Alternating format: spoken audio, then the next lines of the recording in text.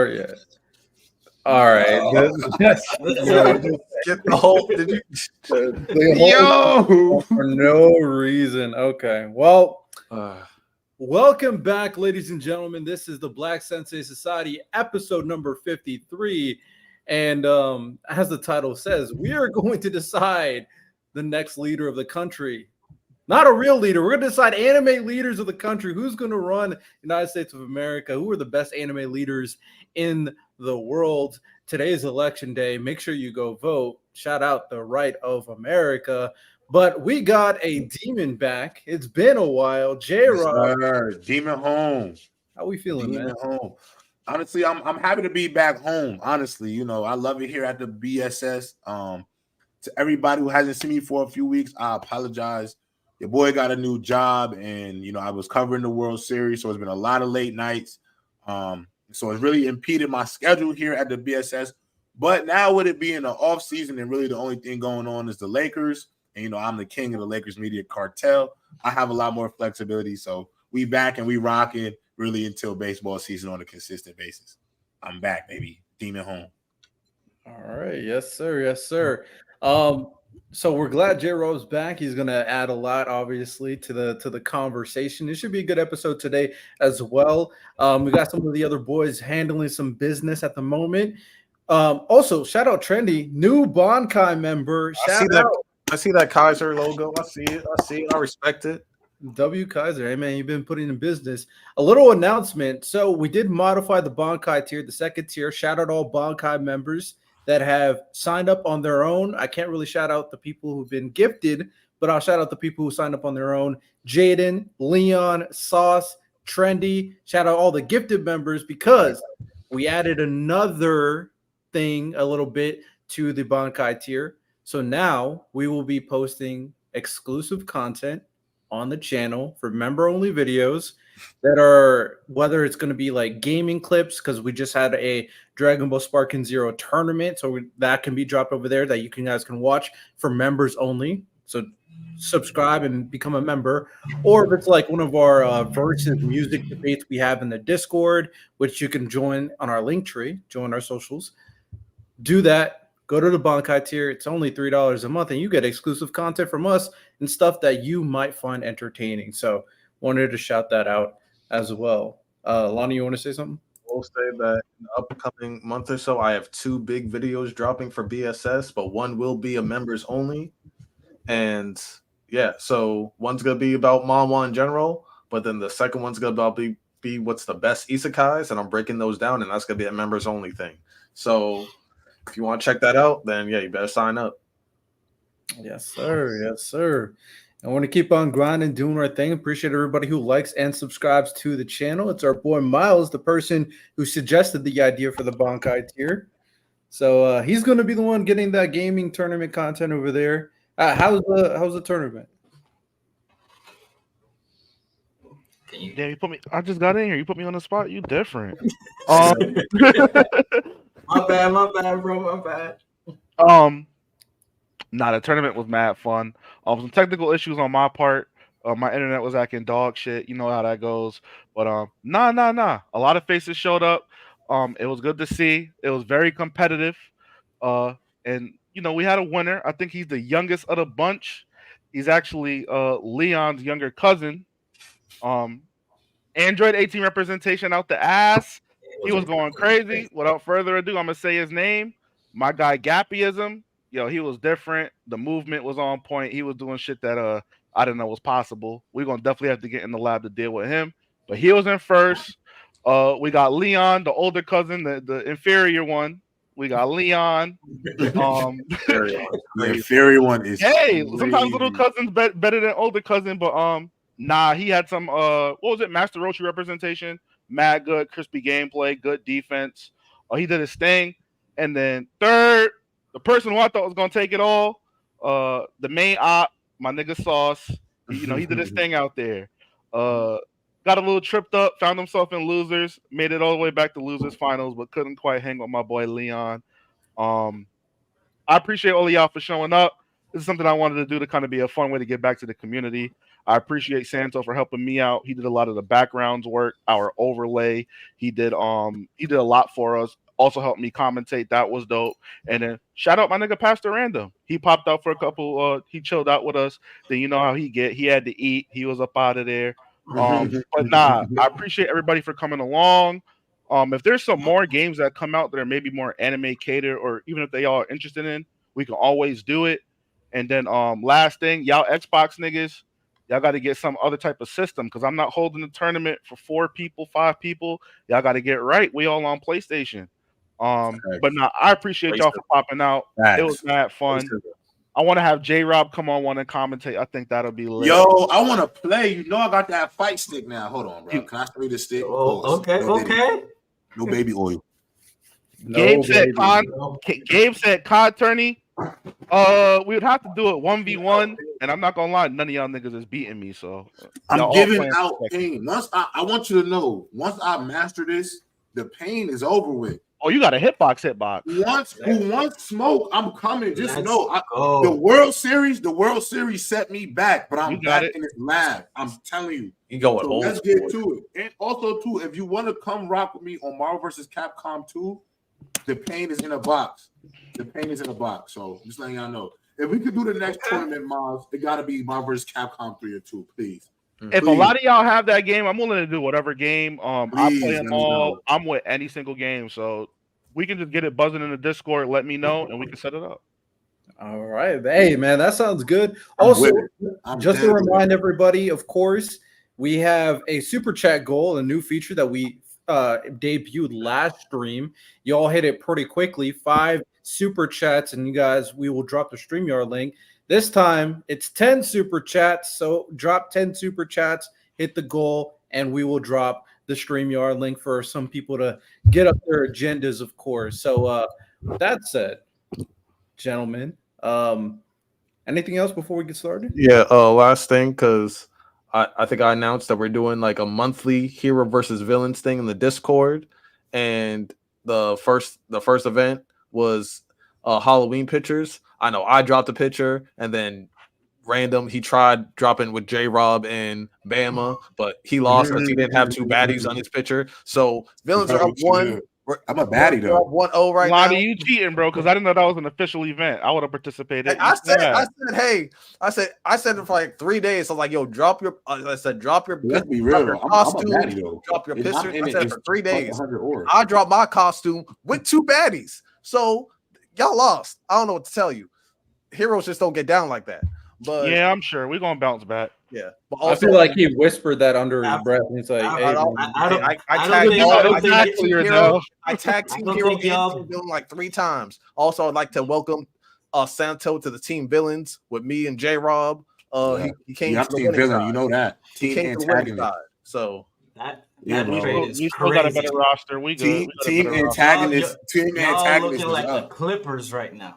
No, Santo was a heavy loss, but our roster's still good. Never. Hey man, hey. Wait, Santo, you with us now? Yeah. Yeah. I ain't gonna lie, Miles. Leaning on Tobias Harris, aka that's a lot, bro. That's a lot. We got Embiid, Tyus Embiid. Bro, I'm not gonna lie. When we did the verses with the antagonist versus, we smoked y'all, bro. It was really pain, bro. It was pain. And a lot of we won that. What was it? The Aura? And your man's Riddell, he smoked y'all, bro, by himself. He just J-Rob gaslighting right now. None of my picks was the problem in that. Benny Marvel. Who else did he pick? Benny Wait, Lonnie, you remember who did he pick that killed it for him? In the chat, he picked someone that had like no aura at all. Yeah, it was like a Riddell character. It was hockey or something. Y'all are capping for nobody right now. Y'all capping for nobody. Because we put it up to the test, and then I got proven right, but I don't remember the details. You guys don't either, so it doesn't really matter. It was bad. No, y'all just. Miles was crashing out over Riddell. He's like, yo, how dare you? Yes, you was. Mhm. We're gonna watch the footage. We're gonna bring it back. We're gonna bring it back. Oh, Zoro versus Luffy when I was right? You mean that one? You were right, but they don't know no better. So I'm gonna let them rock. Because Zoro, Okay. Zoro All over right, Luffy, buddy. that's All right. Well, King. We Hey, just That's all that right. highlight merchant shit. That's what that is. Facts. Hey, May, it's the community. They picked it. But all right, let's get the show on the road. We're gonna start it right off with a bang, and we're gonna start off with the best tournament, best leaders in anime bracket. So we'll start it off right there. So get that main segment transition, and then let's dive right into it.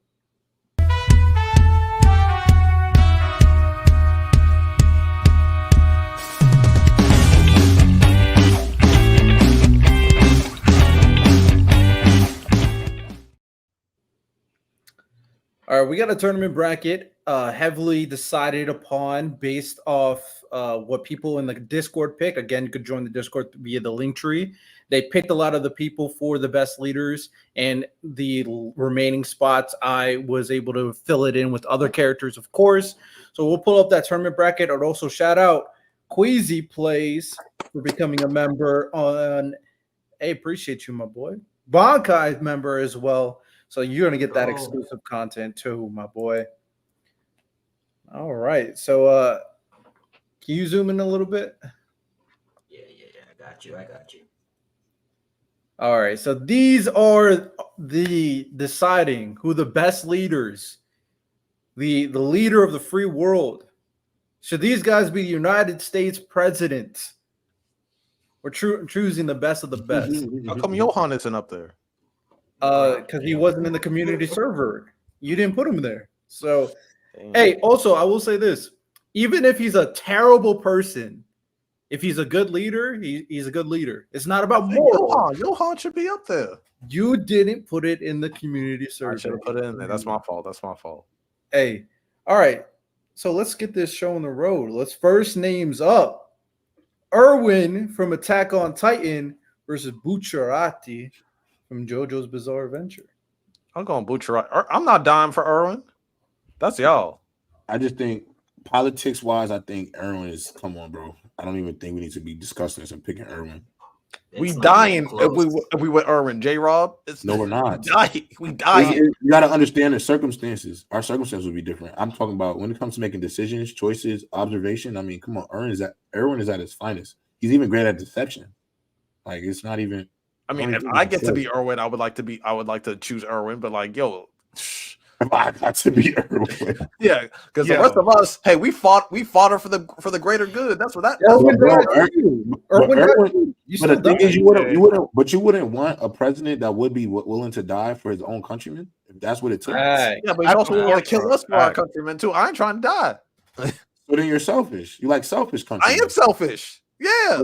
Oh, that's not good. Oh, yeah. That's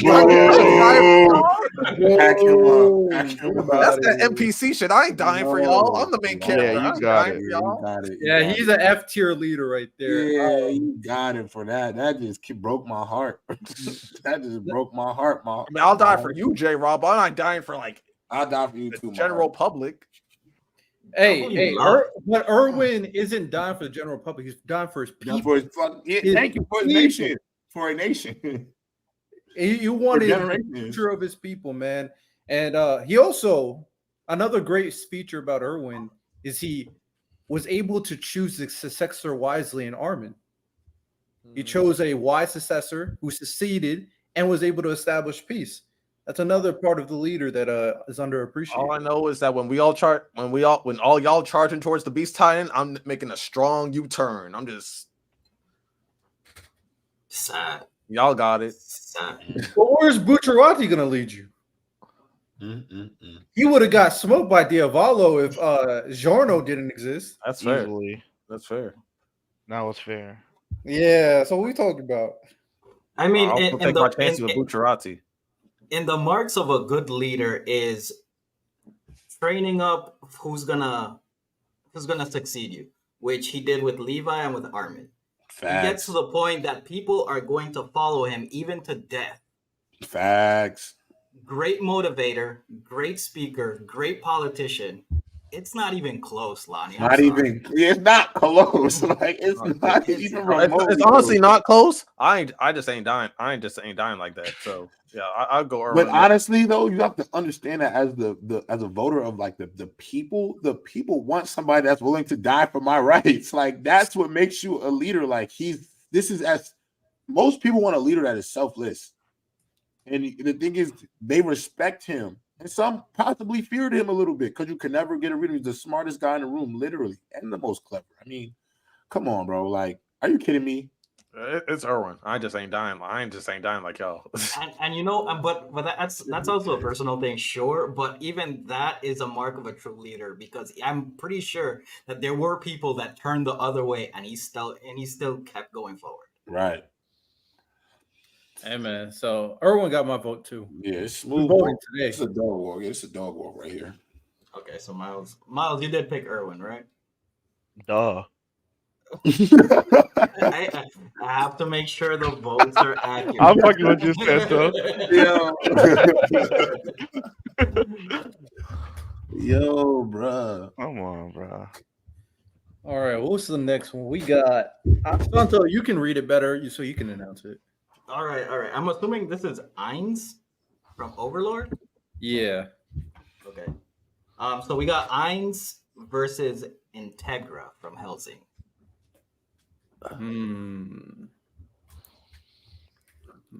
This is kind of actually easy for me. Give me 1 second. I'm like just fixing my stuff. Yeah, I got Integra. Just to start it off. What moves me the most about her is her fierce, undying loyalty to like the Helsing organization. I can at least count on her being loyal, like to whatever country, America in this case, that she's representing. And I think that's really valuable. Loyalty to the country more so being valuable to me instead of like individual values like Lonnie. Because I know at the end of the day she's gonna be looking out for what's for the best of the people, whether it's going against her family, money, whatever the case may be. I can always count on that.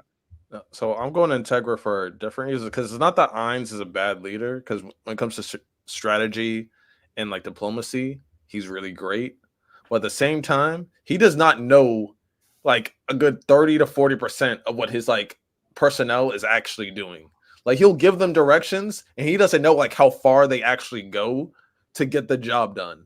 Like he doesn't know. I feel like if you're like caught up with Overlord, like the anime, he doesn't know like how far like his people really go to get the job done. Like he thinks like, oh, like yeah, they just do like diplomatic shit. No, they be torturing people behind the scenes and stuff like. He's just clueless. So like the fact that he's just like really unaware of like kind of like the setting, like the environment that he like puts himself in, because he'll be going to these countries thinking like, oh yeah, we have like really good peace with them, like we're really diplomatic with them, when he got his way by fear, and he just doesn't know that he got his way through fear. So yeah, I'm gonna go with Integra for that. That's a good point, especially when you consider a lot of what goes on in the overworld universe. A lot of his subordinates do like a lot of the work without even him doing anything. And they handle business on their own, and they're very individualistic. Like he just got really good subordinates, like extremely good subordinates. Yeah, I'm gonna go Integra too. We gotta recognize Integra was able to tame Alucard. Yeah, I'm gonna say Integra too. One, I put Helsing over Overlord anyway as a show. Just to be honest. Facts. So with that information alone, like that's more than enough for me. But whatever, most of y'all hit most of the points on the head. I'm just gonna go Integra. No disrespect. Also with Ainz, a lot of his subordinates he didn't create himself. Like those are like his friends' creations. So he's kind of like thriving off of a lot of his friends' success. So yeah. Yeah, I ain't have nothing to add. You guys nailed it on the head. It's Integra. Facts. I like when it's like that. We don't got to do too much, right, Santo? We could just exactly fact. I was like, I get it right on the nose. I'm assuming this is Rimuru. Yep. That's what it looks Rimuru and Shikamaru. L, by the way, we do apologize. L spell check. So we got Rimuru versus Shikamaru. Rimuru is my dog. I will say this: Rimuru at times do be winging it in the slime anime. At times he do be winging it, but he wings it in the right direction. And hey, you just got that feeling. He had that feeling that he knows where to steer everything in the right direction. And different from Ainz, where it's like those characters, those subordinates are loyal to him because the game says so. His subordinates are loyal to him because of who Rimuru is. They're following him purely based off what he is, how he acts, how his character is being shown to his subordinates. And a good thing about Rimuru too, which I like about him, is that he has a side of him where he can get aggressive. You can't just be the Mr. Nice Guy all the time. He will throw a spy in the country to watch and gain information. He will kill people if he has to, if they're trying to mess with his country. He's a guy that is able to debate and deliberate between other politicians and leaders. He's able to scheme against other schemes and schemes over other countries and overtake them through information and strategy. Rimuru has shown the full package as a leader. So I'm gonna go Rimuru. As a Naruto guy, I unfortunately also have to go Rimuru. I'm sorry, I'll say it. Shikamaru is the Hokage. Say what you want. Shikamaru is the real Hokage. Shikamaru is the real Hokage, and he's been the real Hokage from the jump. He does a lot of the work that Naruto is supposed to be doing. And then after Naruto disappeared in Boruto, he was Hokage. But unfortunately, he's also like not ill prepared, but like he's not ill prepared in any facet. Stop it. Yeah, don't take into account when he was a child. Yeah, we can say there's. We can take there. We can go for the comparing him to Rimuru. I'm comparing him to Rimuru because Rimuru is like very well rounded. And I would say Shikamaru is definitely a better strategist, but Rimuru is a better manipulator in a lot of positive ways. Like when in terms of, I don't even know if that's true. We see him manipulating the Lee Village right now in these most recent Boruto chapters while he's working with Boruto behind the scenes. And the thing that's killing me most about this, we talking about a character that we will vote for as the president, and literally Riddell just said and conceded that Rimuru be winging it. Shikamaru and no asset. I don't think Rimuru wings it as much as Riddell thinks. I said sometimes. I don't think it's a crazy amount of time. And I think the way that Rimuru deals with all these other countries, like countries that are against him and countries that are with him, and he can still manipulate even his own allies to better his own country's position, I feel like is really good. Like the way that he set up like the dungeon and like the Colosseums and stuff like that just to bring in more money, knowing that like, oh, I'm gonna be taking money from all these other countries, but I'm gonna like supplement it by bringing in these restaurants and introducing. But my question is this: you don't think Shikamaru could do any of these same things if he he can, but he hasn't. He's not in the same position, Lonnie. He's not in the same position. He's not the Hokage. The thing that to me that y'all don't realize is like in the Naruto verse, his brain alone closes the gap that anything that he just doesn't have physically. Yeah, but I have to go with like what they actually done, not what they can do. Because Shikamaru can do everything Rimuru does, but Rimuru has actually done it. So he's not in a position to do though. Yeah, we're not voting. We're not doing this based off their status. We're doing this based off of who we think is better at doing a job, based off their own attributes, not exactly. What they've done is Shikamaru do that Rimuru can. Then it's still for sure Rimuru. It's not just based on tactics. Rimuru literally has Chat GPT in his brain. Like he can literally just solve. He can literally just say like, "Oh, I don't know how to fix this. Hey, Oracle, whatever.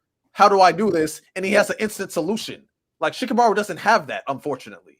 Oh, also, let's be very clear. Even though I said some things wigging it, I'm talking about like very minor things, not big things. And also, Rimuru was able to establish a nation, revamp the entire economy, create a dollar for the entire world. He has created a small little village to be the strongest power in the country. He is able to meet with powerful individuals and able to negotiate with them on even footing. He's also the way he inspires people. Shikamaru can't even touch. So tactics wise, Shikamaru probably over Rimuru. Well, all the other avenues in terms of being a leader, being there for your people, and negotiating with different politicians and leaders, Rick and Rimuro clears Shikamaru. Like I said, he has chat GBT. If he doesn't know how to solve a problem, he can just ask it, and then he gets the answer. So it's like Lonnie, all of that is cool. He doesn't have holes. Yeah, stand on business on these next two when it's time to pick. I got Shikamaru though. I got Shikamaru too. I got Shikamaru as well. Based on your own logic, you even said that he's the Hokage and he doesn't even have the position. Bro, knock on him. It was a democracy, 3-2. It's not even worth going back and forth. There's a reason why. Oh, okay. Upset in March Madness. You hold it. Oh my All god! right, next up. So, fellas, who got the most experience here or running the nation? Julius. No, I'm talking about Julius and All Might. Julius. Y'all both picking Julius, right? Yeah. Oh, I'm just making sure. Yeah, I'm picking Julius. I'm picking Julius as well. I'm sorry, like, I am too. We're talking about president. Like, what is All Might done? Never mind. Enough said. Yeah, I think this was a sweep. Yeah. So we going based. So I think that's whack as fuck though, because I think All Might would have a good case to be a president, but if we're going all about what they've done when someone's actually the president versus someone's not, that's whack. I'm not going based off what they've done. I'm going based on what I think they can do if they got the position. That's what I'm doing. So you don't think Shikamaru could do what Rimuru could do if he got the Oh no. The way Rimuru What? Y'all. No. In terms of tactics? Hell no. Y'all. Hell, it's not even a no, Miles. It's a hell no. Sure. But everything else when it comes to being a leader, no. Shikamaru's IQ in general is high, not his aptitude at being a tactician.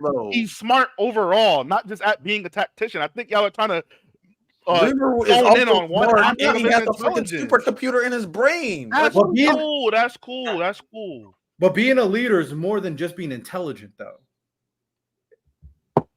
From we passed Shikamaru. Come on. Yeah. Okay. Yeah. Hold on. All right. Next, we have Norman versus Askeladd. Oh. Side note: we also have to talk about Vinland Saga ending soon. Yeah, that'll come up when we talk. That'll come up later. Norman versus Askeladd. Wait, J-Rob's the big Promised Neverland guy, so I want him to go first. I'm probably gonna say Norman. To be honest, I just think Norman is one of the smartest characters in all of fiction. I mean, Askeladd, I don't know if he's like the same level of brain power as Norman. I think this one is kind of weird because I don't think either of them are like necessarily leaders or like galvanizers of people. I think people are. I think the reason why people follow them is because of like how clever or how smart. If you're talking about Norman, Askeladd is just a great tactician, good fighter, but I don't think they're like the model standard for leaders. But if I had to pick between the two, I think I go with Askeladd.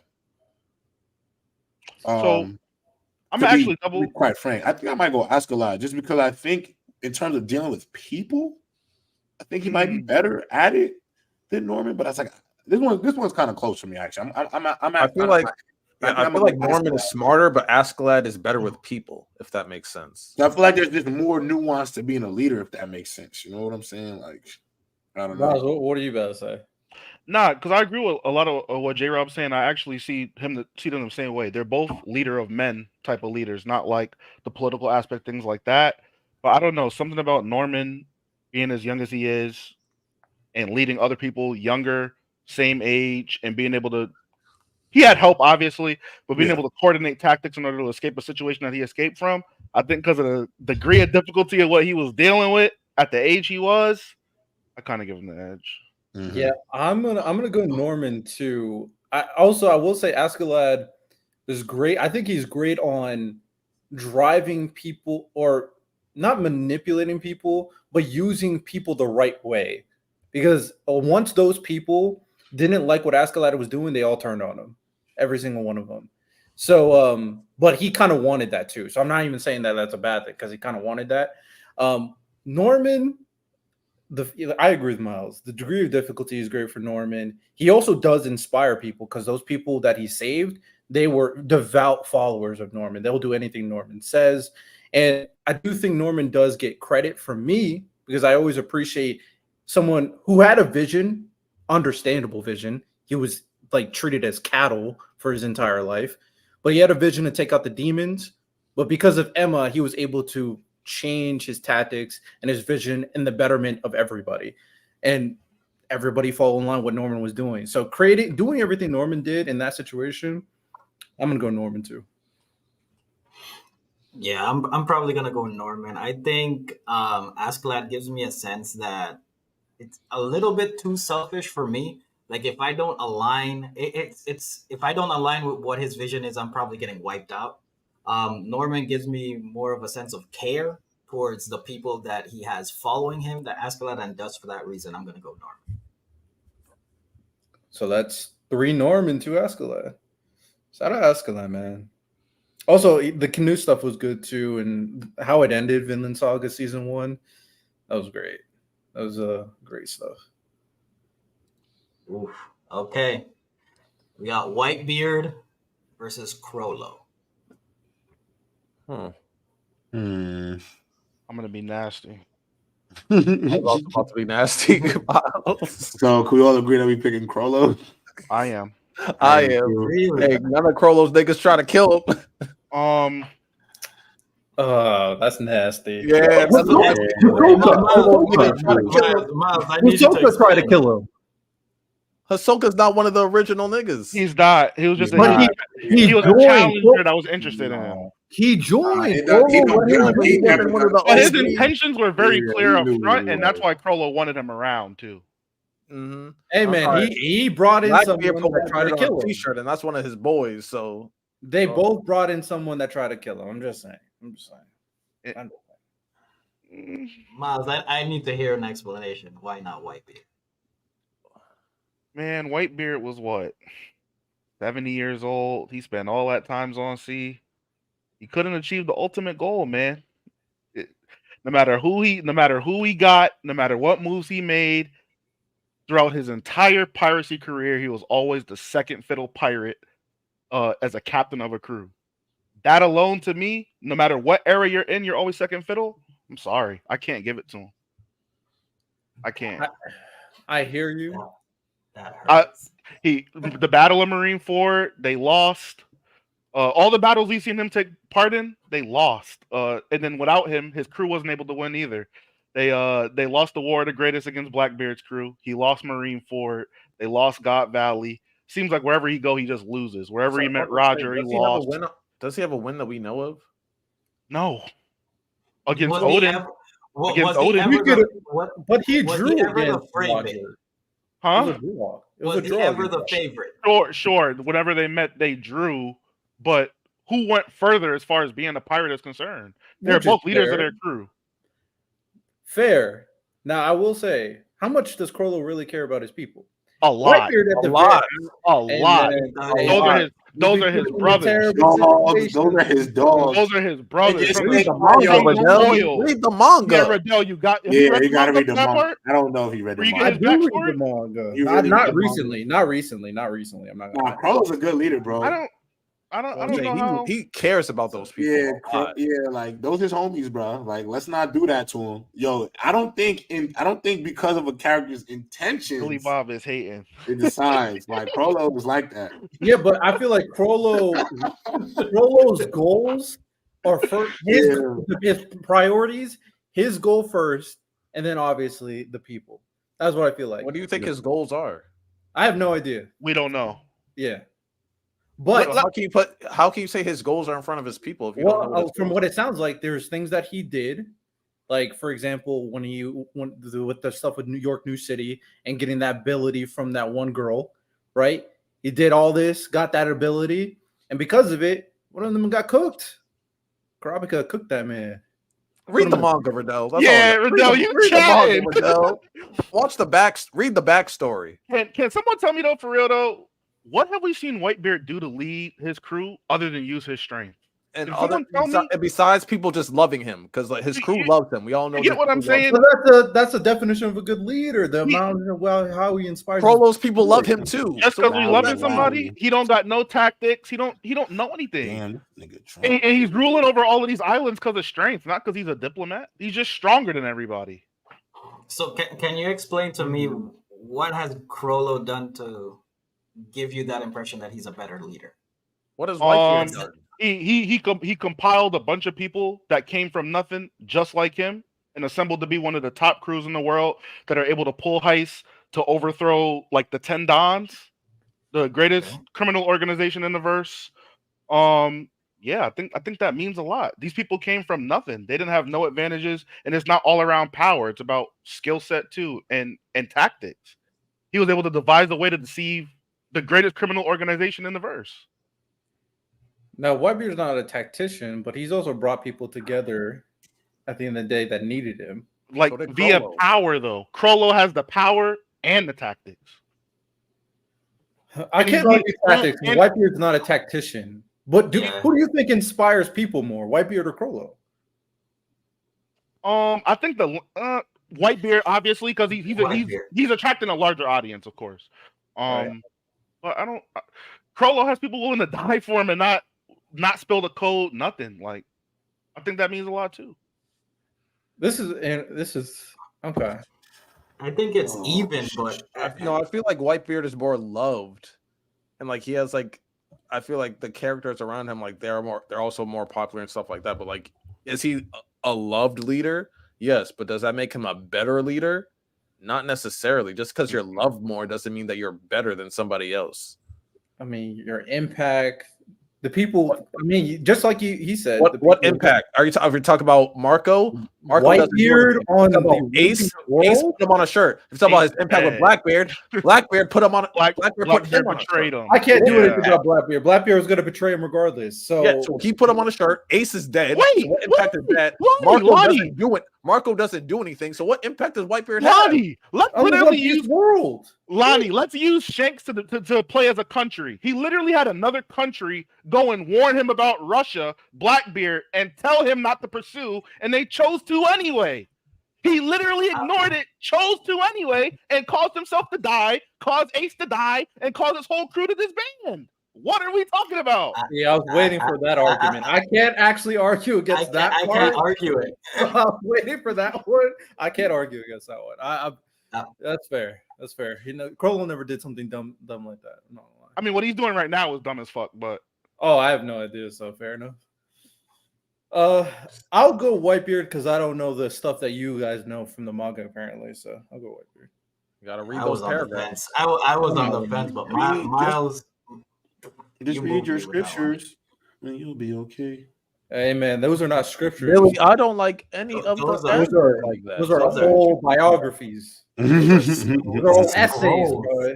That's like, come on. Okay, Crollo won. Next, We got Roy Mustang versus Kamina. Give me Roy Mustang. Roy Mustang. Kamina just doesn't have the resume, but that impact was felt. I'm from in the that short BSS amount of channel. time. My fault. Bro, he inspired people so much they kept on Yeah. reminiscing about him throughout the entire anime. I was just about to say that he's been a force even through death. Like he has that aura of being a leader. I'm going Kamina. He has one of my favorite quotes too. Believe in the version of you. Wait, what is it? Believe in It's your me favorite quote and you don't know it. because shut up. All right, Not let me a look at favorite the quote. quote. I'll go look at the quote because I forgot. I don't want to missay it. That's the problem. You sound like the broad right now. Yeah, that's my favorite book. I don't want to missay it. It's such a good quote. I don't want to missay it. I'm gonna look it up. But carry on while I look it up. No, I was gonna go Roy Mustang. I do like Kamina more in a lot of ways, but I think like Roy overall impact and leadership and things. I just feel like he just hits a little bit higher. Yeah, I'm going Roy Mustang. Come on now. He was manipulating the whole show, bro. Manipulated his way all the way to the top. To the top. To number one. Oh, now that J-Rod's back, eventually we need to talk about his damn antagonist list. Because that was Do you want me to disclose the real information?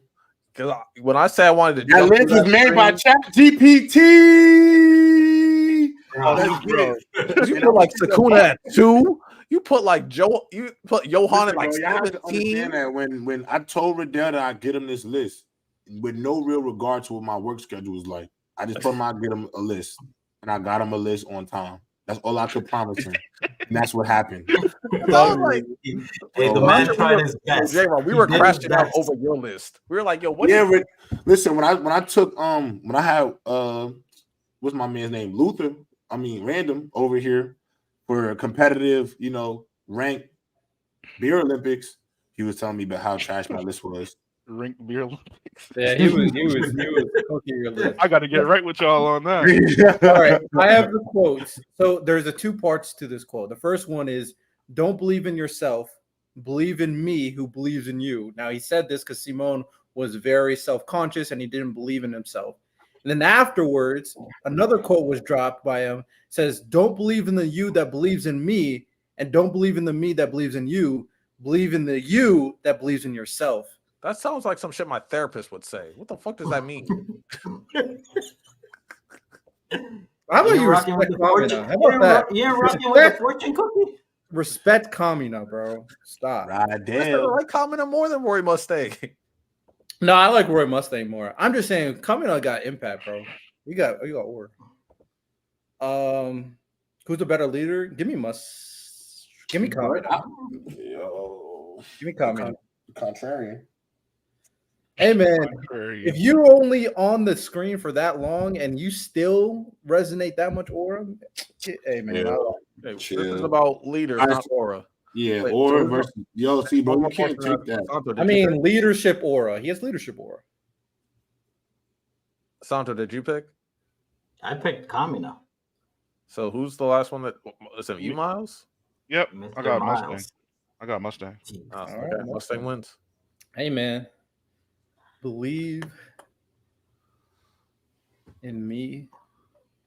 All right, and last up we have Griffith versus Lelouch. Oh damn! Give me Lelouch. Lelouch. And I'm gonna give it for one reason why. Griffith is all about self. Facts. Yeah, give me Lelouch. I've been rewatching Code Geass because I want to watch the sequel that Riddell claims doesn't exist, but it's all over Hulu, and it's apparently doing very well in terms of ratings. That sequel, so I'm rewatching Code Geass so I can. Did you guys hear someone? Did someone talk? Did you? Oh yeah, we were just talking about the sequel. The sequel that's on Hulu. Someone is talking, and I just like I don't. Like Lelouch's niece. That one. I don't know, man. Anyway, I'm gonna pick alive. By the way, he's like just chilling in the desert. I'm gonna pick Lelouch. I'm gonna pick Lelouch as well. All right, it's a clear. All right, round 2. Man, we need a random or tie. They probably would have vouched hard for Griffith. Yeah, they would have. Yeah. With Ty would, yeah, probably. We probably would disagree on that. All right, round 2 begins. We're starting off with Erwin versus Integra. Erwin. I got Erwin too.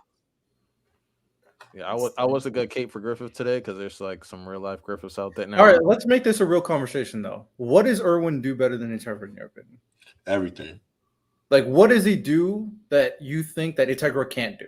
Everything I said for the case I gave him in the beginning between his ability to galvanize people, his willingness to sacrifice for people, his ability to deceive his enemies who are inside within the country.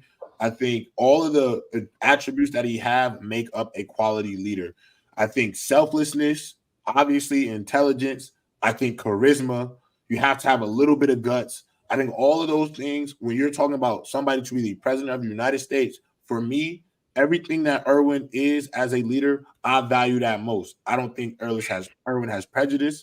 I think his main thing is the prosperity of his fellow countrymen. And if that is what your ideology is, I think that is a great thing. And also, I feel like his curiosity and his openness as a character, because let's be honest, does anybody remember when he put his arm around Aaron and asked him, Aaron, what do you see around here? What do you think is going on?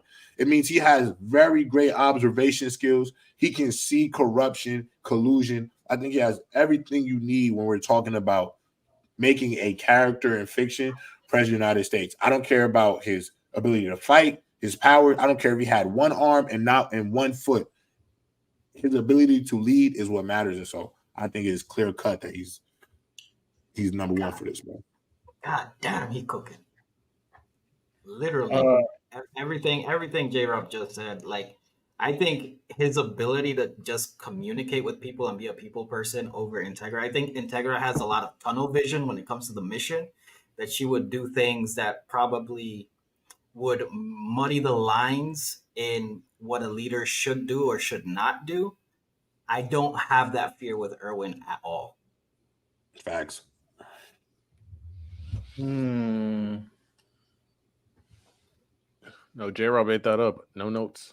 Jesus Christ. Yo, no notes. Well, I need no notes. Smoke that. No chat GPT. No chat GPT on this one, y'all. Fair. I mean, I'm gonna go Erwin too, but I do think Integra does a lot of similar things to Erwin. She does inspire people to fight for her to the death as well. The fact that she's able to kind of rein in Alucard, because Alucard made it very clear if she didn't stand on business, he wasn't going to listen to her. And she did throughout the entire series, to the point where after he got beat by the Major, which he did, he lost, he came back for Integra. So I think she gets credit to there. And also she's a normal human willing to go out and fight vampires and all that without any fear. And she took over the Helsing household as a child after her dad died. So she was on business from jump. But I'm gonna go Erwin too. I'm going Erwin as well. All right. It's a clean sweep. All right. Next up, we got Shikamaru versus Julius.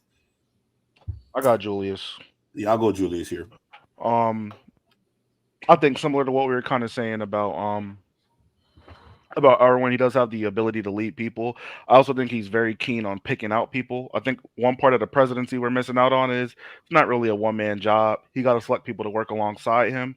I think although he is a very curious individual and he does have some choice decisions on who he'll pick, I think he's good at seeing the good in people and identifying what they're strong at and what they're weak at, and how they can best be utilized. I think him having a organization like the Black Bulls that have a place for Yami and lead all the band of a bunch of misfits, I think that's a perfect example of that. Yeah, I think Julius clears Shikamaru. I got Julius. Yeah, I got Julius too. I mean, the reason why Rimuru should have won is exactly why Julius should win. So I'm sure. Yeah. Lonnie, I'm assuming you got Julius too. Oh well, I got Julius. All right, we got Norman versus Crollo. I got I'm gonna go Norman here. I'm gonna go with my dog Norman here. I'll go Norman. Same. Damn, we're running right through it. Yeah, second round. I think we all kind of with the consensus here. Okay. I'm about to choose the president of the United States right now. All right, we got Roy Mustang or Lynn I'm gonna be Luce. honest. This might not be popular, but I'm gonna go Roy Mustang. I'm gonna go Roy Mustang here. I'm just thinking about ground level politics. I'm not thinking about anything superficial, supernatural. I'm thinking about our level politics, and with that in mind, I feel like Roy Mustang might be better for this job.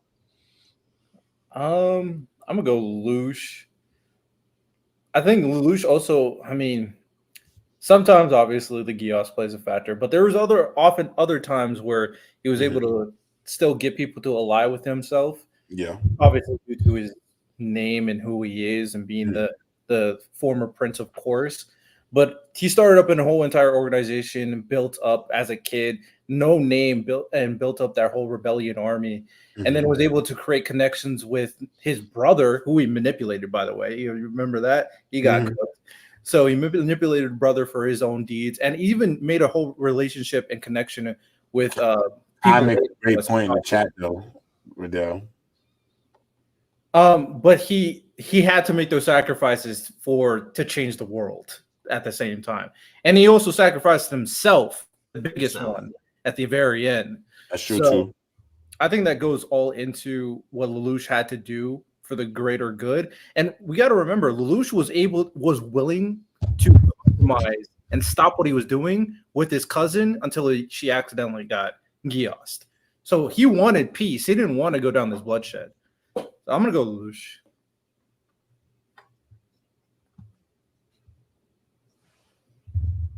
I'm mad at it. Lonnie, Miles. I'm going Lelouch. I'm going Mustang. Yes, that's my mom is my dog. That's my dog. Yes, he gets me. He gets me. I think Lelouch can do everything Roy Mustang can, but like I don't think Roy can do everything Lelouch can. I don't think like he's willing to go to certain places that Lelouch is in terms of morals without being like super provoked, if that makes sense. I feel like Lelouch can be more objective about certain situations and I feel like he's willing to like be the bad guy as a leader for the greater good more than Roy Mustang is. I'd argue that backwards. I think that being able to stand on your I would think that being able to stand on your morals enough to not go to those dark places and seek solutions that operate within your moral stance Yeah, but sometimes and your country moral sense, I think that would matter more in the context of being You a guys leader. sometimes Miles as a leader, your morals and your own like personal beliefs can't be put into play. Right, but you have a whole nation that is going to bear the consequences of the decisions you decide to make. So if something was to go Right. wrong or things like that, everybody else would get the But backbone if because of your morals, you're holding back and then it ends up hurting your nation at the But same I want time. you to know, Nope. Lelouch would sacrifice $3 million to save $100 million. Yeah, I don't exactly. think Roy Mustang would not do He's that. not willing to. He's not willing to Not willing to sacrifice do that, bro. one. He's not willing to do that. One person's life is as much. Yes, I'm taxing that. I'm taxing No. And to me, that's objectively wrong. We can't really tax that when we Hold on. jump on Aaron's bandwagon. Do you tax Roy Mustang for the Ishvalan War? What? Oh yeah, Roy Mustang yeah. You know what? You know what? You know what? Yeah, You want to know J-Rob. what? You know what? You know what? You know what? Not J-Rob. No, I don't think it's the No. same. That's I don't think gaslighting. it's- That's gaslighting. How's that gaslighting? He's a soldier. He's following orders. He's a soldier. He's a No, soldier. I don't following think orders. he's not following at all. orders. He's a soldier following orders. He didn't still know has the- morals, right? He still got he- morals, right? Yeah, Your he- point of view and- changes where you go from a soldier to and the he- leader. and he It changes, It's bro. different. and he chose to Because follow you're orders. showing- Luke has never been a soldier. You're showing bro. loyalty to a country over that. Like it's not. It has nothing to do with morals. He's showing loyalty. Come He's- on, it's bro. Let's not do literally that. that's not do that. patriotism. He's literally following the Come on, orders bro. of his country. So You Lelouch gaslight us chose right to now, go bro. against a corrupt country and change the system, and Roy He- decided to Roy follow. Mustang did the same But thing. Roy, same thing, King. He changed his own. He literally overthrew. He did the same thing. What are you talking about? He eventually, when all the pieces went in place, but And as the he leader, had he not didn't have to ignite sacrifice all- Oh, anybody. Waddell, you're saying he did when it He was wasn't convenient aware. for He him. wasn't He aware did of when the it was greater convenient plot. for him, Waddell. That's what you saying. They had a He- convention he- with Mustang to He join wasn't the thing. aware of that greater plot. He wasn't aware. Yeah, well, Lelouch created the greater plot. That's how good he is. He Yeah, created Lelouch it. understood this. He understood what was happening in the system. That's all. Oh, so he could understand things faster than Roy can, huh? I mean, if that's what moves you. Santo, you're deciding vote anyway. He with us. He with us. He with Well, us. welcome home. Welcome home. He with us. Welcome home. I mean, Welcome home, King. I'm literally. I was literally on the fence. But when you brought up the Ishvalan War, it kind of ruined that momentum you guys Talk had. too much. Talk too much. What? Talk too much. Oh I'm my sorry, God. bro. Okay. All right. But he could. All right. Let me check. Drink more water. I'm gonna let that go. I'm gonna let that go. Move on. All right. Democracy, man. We're democracy. Votes. All right. Round 3. We got Erwin versus Julius. I got Julius. And I got Erwin. I got Erwin. I can't lie. I got Erwin too. But the biggest I'm not mad at Julius though at all. Julius is he has to get taxed for how he handled the Patri situation. I'm not mad at that. Because he lost. Why? He lost. He decided to save the kingdom. He lost that, but in that situation where you have Y'all someone, are disgusting. I thought I'm the nasty one. luckily, Asta and the rest of the group was able to do what they had to do to stop Zagred. But if they couldn't stop him, the country was finished because he couldn't take out Patri. No, the country was finished because he decided to get hit. He could have beat Patri and whole kingdom gone. He decided to stake his bet on Asta and others in order to win and stop the immediate threat, which was the entire Clover Kingdom getting destroyed. No, but in the beginning and throughout the fight, he wasn't taking it seriously enough. Because Patri was that far below him in power. He didn't need to. That's a horrible idea. You should have detained him immediately. You should have taken him out immediately. That's what he was trying to do. No, he took too long, and then it allowed Patri to come up with a plan to use the whole kingdom as hostages, and then that resulted in Julius getting himself killed, quote unquote, and taking him out of commission for the entire fight. I don't think you're being fair, Riddell. You can't expect anybody just to go 110% from the jump every single time. A terrorist who's about to destroy your country? What do you mean? And the first time they encountered each other, he almost took the dude's arm off. So he doesn't think like, oh, this nigga could take out the whole country. That's even worse. If you know he's a threat, then you should have taken him out immediately. He didn't know because the first time we met, he almost no-diffed him. He almost no-diffed him. But since we're being so nasty, we can't even take into account the fact that he now knows that is his student. He knows that's one of his students, so he can't kill him at that point because he doesn't know what effect that's going to have. Why does that not matter, Riddell? That's his student. That's somebody who he cares about. The entire country? Me trying to apprehend the student instead of kill him? You failing and dying? Me saving the entire country? He saved the country, Riddell. Oh my God. Momentarily, but his death resulted in fortunately, Asta and Yuno, and the rest of them too, was able to handle the rest of the situation without him. Right. So everything else on his part. He believed they would win. Fortunately, conveniently. No, even worse. You don't think a mark of a good leader is you believing in your people to succeed when you're not around? Also putting them in situations to succeed. Because remember, he put faith in Yami. He put Yami in a position of power. He didn't even know Lumiere was going to come back. Lumiere came back. He didn't know anything about it. Riddell, we don't always know the future. We don't know all of the variables, but our ability to have trust in our students means a lot. Then why would you take such a big risk against a terrorist who is about to destroy the entire kingdom? Succeeded, Riddell. I'm not going to tax him for succeeding. He succeeded. Conveniently. It wasn't. It doesn't matter. Otherwise, he succeeded. How are we giving him credit for getting taken out in the beginning of the war, bro? Come on. That's crazy. Technically, no, Riddell, if I want to be nasty, Riddell, technically he was incapacitated. Because he came back. He saved the entire country. All his power is gone. What's the point of bringing that up? He came back. He wasn't dead. He couldn't fight. He couldn't be a part of any of it. He didn't show up until the end of the confrontation where it's like, oh, damn, Julius is still alive. I mean, hey, that's how his power works. Hey, man, I'm just saying he gets that tax. I'm not mad at y'all for picking Erwin, by the way. Y'all got to stand on something better than that. But I'm not mad at y'all for picking Erwin. I'm going Julius. I'm going Erwin for sure. Y'all already heard my two. I already spit my ministry. Yeah, I spit my ministry. I can't spit that shit three times in a row. I know where I stand with this. He said after this we got to get ChatGPT back. That's talking. It's too much. I don't went hard twice with my dog. I can't do it a third time. I respect. All right. We got Norman versus Roy Mustang. I'm gonna tell you right now, I'm picking Roy Mustang for one reason and one reason only. He's adult. He's an adult. That's it. He's a fucking adult. You lucky. That's it. He's an adult. But do you think Roy Mustang is smarter than Norman? Hell no. No. What qualities as an adult does he have that Norman doesn't? I think people skills. Come on, bro. We know a lot of we grew up with a lot of very, very smart kids who are terrible socially. We all have a few.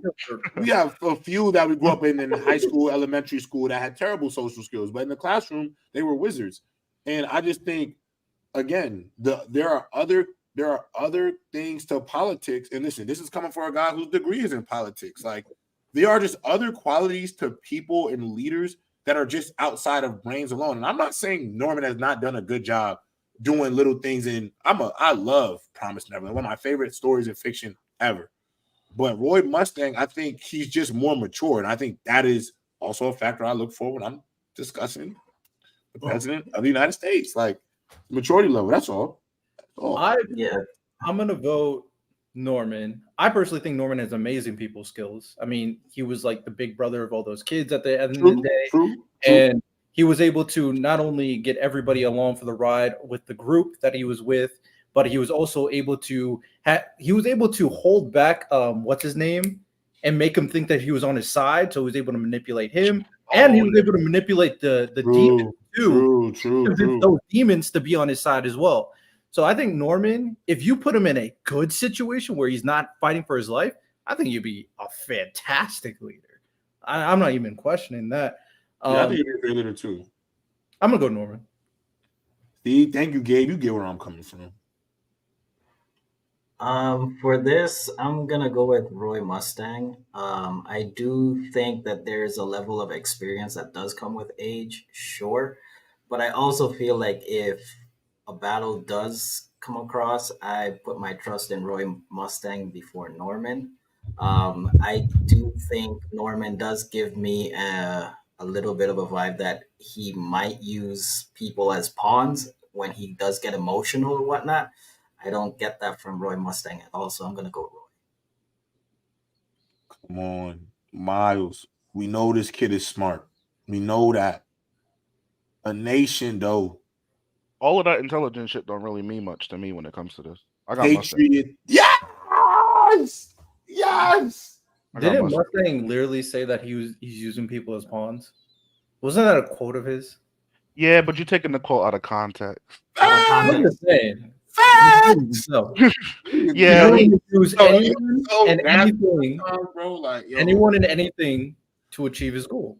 But then I forgot you was nasty, bro. I forgot. Hey, I'm just saying what has been said, man. I forgot you was the ultimate gaslighter. Hey, man, he said it. You can't be mad at me if something he said. I'm sure. Sure, yeah, don't back out the 9.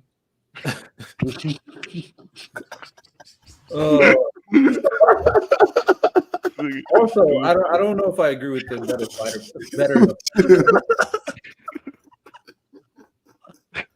True, bro. Me and J-Rock can't be on the show. Dude, stupid. Don't pull out the 9. Yo, I'm just back home, y'all. It's been a minute. Hey, man, he's Lonnie, who you got? Nothing. I got Roy. Luffy should not be president. Absolutely not. No. Hell no. Absolutely not. Hell no.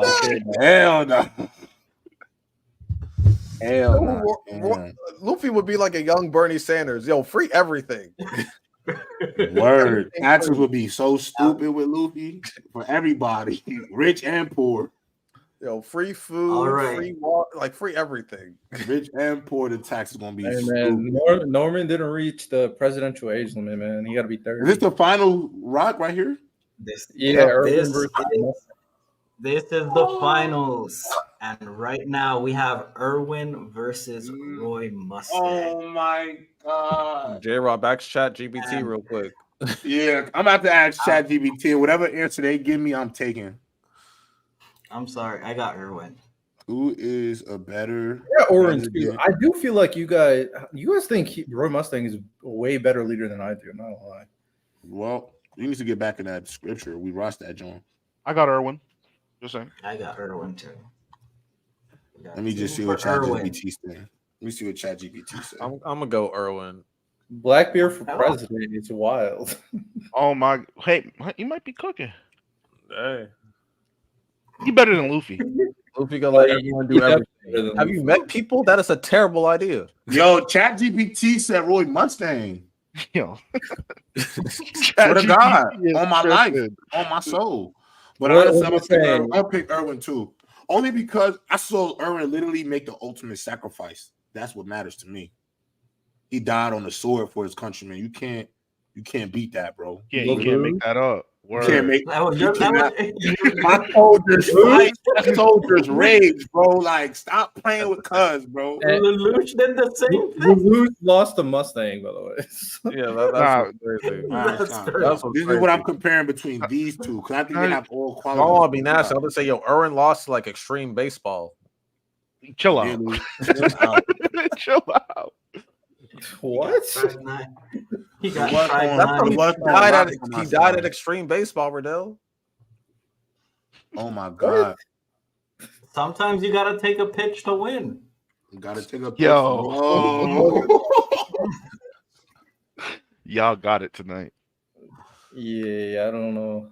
Extreme baseball. Right. So with that said, the winner and the president of the United States, based on what we think, is Irwin from Attack on Titan, the best leader in anime. Like I said, I'm making that U-turn. Y'all got it. So now we picking what? What was it? No, nothing. Irwin won. Hey, I'm not mad that Irwin won. By any means. He shouldn't be. He's the GOAT. The GOAT. Yeah, he's still the GOAT. Irwin is not leading you to death. He was in an extreme circumstance. He had a Nah, Lonnie is a sick individual, bro. You can't even really.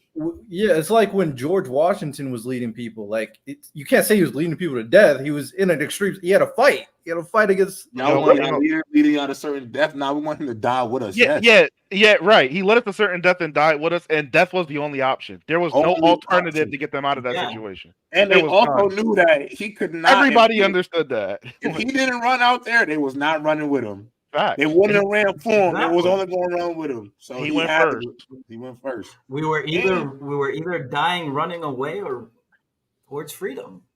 They died for their freedom, bro. It is what it is. Now, I would have laid down and hid behind something. But hey, I'm not gonna say too much. Yeah, I would have started letting them horses ride, and I would have took a left. I don't got them type of balls. Yeah, Light for definitely not president. Light will create a whole dictatorship. Light was like, crime. Arizona will come down to that finish. Done. All right.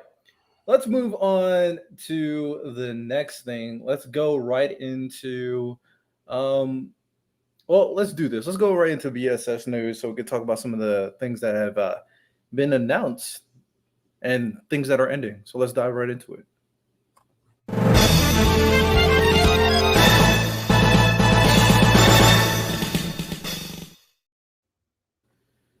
All right, a few things that I'm gonna bring up to the table. And Santo got some receipts too, so you guys can see what I'm talking about. Mm-hmm. But the first thing that I'm bringing up is that I think I said I was going to talk about Attack on Titan first, right, Santo? Yeah, I'm pulling it up right now. So apparently, since this is kind of on brand too, Attack on Titan is apparently adding extra content in their final movie. Nice. They are adding some extra content to the ending, and I don't think they should change the ending by any means because I personally thought the ending was good, but maybe this will give more like insight on like their life like after peace was established. So what do we think about Attack on Titan getting some more or what I actually would prefer, a better explanation for like the Titan powers things with the worm and all that stuff, maybe even expand on that. But what do you think? What do you think about this, and what do you think they're going to add the actual content to? I don't know what kind of explanation they can give for a post-credit scene. That wouldn't make any sense. But okay, like I don't like usually post-credit scenes are like 30 to 40 seconds. Mm-hmm. So like I don't know what meaningful thing that they can add. I mean, maybe they could go post Aaron, obviously, right? Maybe I don't know. Maybe it could be like a teaser for a sequel or something like that. If like they, I don't need it. I highly doubt that. I highly doubt that. But do you think they would? Do you think they would do a prequel? For what though? No, I don't want to see Ymir get treated like she was treated. Like, bro, they're just gonna. I don't. Like, bro, we all kind of know what we're gonna watch. Ymir get dogpiled for. I don't want to watch Mikasa get her. Never mind. I'm not. Yeah, I don't know what you. I don't get it. I don't know what you add. I'm sorry. It's a complete story. I really don't know what you add. Yeah, bro. I'm good with it. Seconds. This be the problem. Everybody want to milk more bread. Like, take your greedy asses on and relax. It's good. Like, it's straight. There's nothing else you need. Attack on Titan is good as is, bro. Yeah, I really don't. Unless he wants to lead into like another piece of work, I really don't see the point of adding any extra content. Unless you want to see them like you want to add like a little scene of them like when they're all older. Do you know something like that? They could do some crazy like into the future. Titans are back, but like when they put the Titan powers into humans now, it's like some mechanical Gundam shit. Cyborg Titans go through. It turns into Kaiju number 8. Yeah, pretty much. Like turn it like not like cybernetic powers or something. Make it different. He wants Attack on Cyberpunk. That's what he's saying. Attack. Oh my god, that would be fire. Cyberpunk can make another sequel for sure. Edgerunners could definitely go with the sequel for sure. They're planning another Cyberpunk anime. They announced that already. It's in the works. Really? Yeah, they announced it like a few months ago. Yeah. $2 super chat. Full Metal Cork says, "Sorry, I'm late, but no way Gon is not for president." Hell no, Gon. No, Mr. The sacrifices that boy makes way too. More that he met a nigga for 5 minutes and he wants to destroy the world. I'm good. Yeah, not Gon. Gon is too emotional. He got to win one fight. He gonna sacrifice an arm and a leg. Yeah, he's too emotional. He's too emotional. He'll be the first one to press that button. Once he get on that, I don't care. Lonnie. Once he get on that, I don't care anymore. Yeah, once he say I don't care anymore, yeah, wrap it up. Yeah. Post credit scene. Yeah, I'm not really sure. Since it says new, I'm assuming it's like original content. I think the best way to go about it is to kind of show them in the state of peace, to kind of show them either like living out their lives, living normally, living happily, and give it more of a happy ending type feel. Because in like the extra manga content that they added, unless they go all the way to the ending, so the ending where it's like whatever years in the future, war eventually happened again, and the kid goes to a tree. If that's the ending and they do a post-credit scene from there, Santo, it has to be a sequel. What else are you gonna do at that point? It has to be a sequel. It has to be or something original content from Isayama. Like I don't know what else it would be. Would we want a sequel for Attack on Titan? No, we don't need it, Santo. You know we don't need it. I'd watch it. I'll read it and watch it. But do we want it? Do we want it? No, I'm saying, do we need it? Like, do we need it, Miles? Do we need them to do a sequel? Of course. We didn't need Boruto. I want to latch on to. I needed Boruto. I want to latch on to what Riddell said earlier. You still need Boruto, J-Rob, because I don't. I still read Boruto. See, I still read it too, unfortunately. Listen, I love Naruto. I love everything. I love his son too. Listen, I love that little nigga Boruto. I'm good with everybody. I'm good with it. Just saying. All right, what's the next piece of news? Well, hold on. I think Miles wanted to say something. Riddell brought up an interesting point though, because if they kind of explore some more of the Titan powers and that's what it's going to be about, I actually would really enjoy that. But it's a post-credit scene, Miles. Yeah, nigga, the post-credit. You see, we got spoiled by Marvel, nigga. That shit don't got to be 30 seconds. That shit could be 15, 20 minutes. It don't have to be 30 seconds. A post-credit scene? Yes, I've seen some pretty long post-credit scenes out of some stories, man. 5, 10, 15, 20, 25, 30. I can count too, nigga. Hey, we lost. I'm here for it. I would love that. It don't got to be 30 seconds. They could do a little something. But if not, like you guys said, if they're leading into a new series, W. But we didn't ask for it. It's cool. All right. I'll read it and I'll watch it. I ain't asked for it though.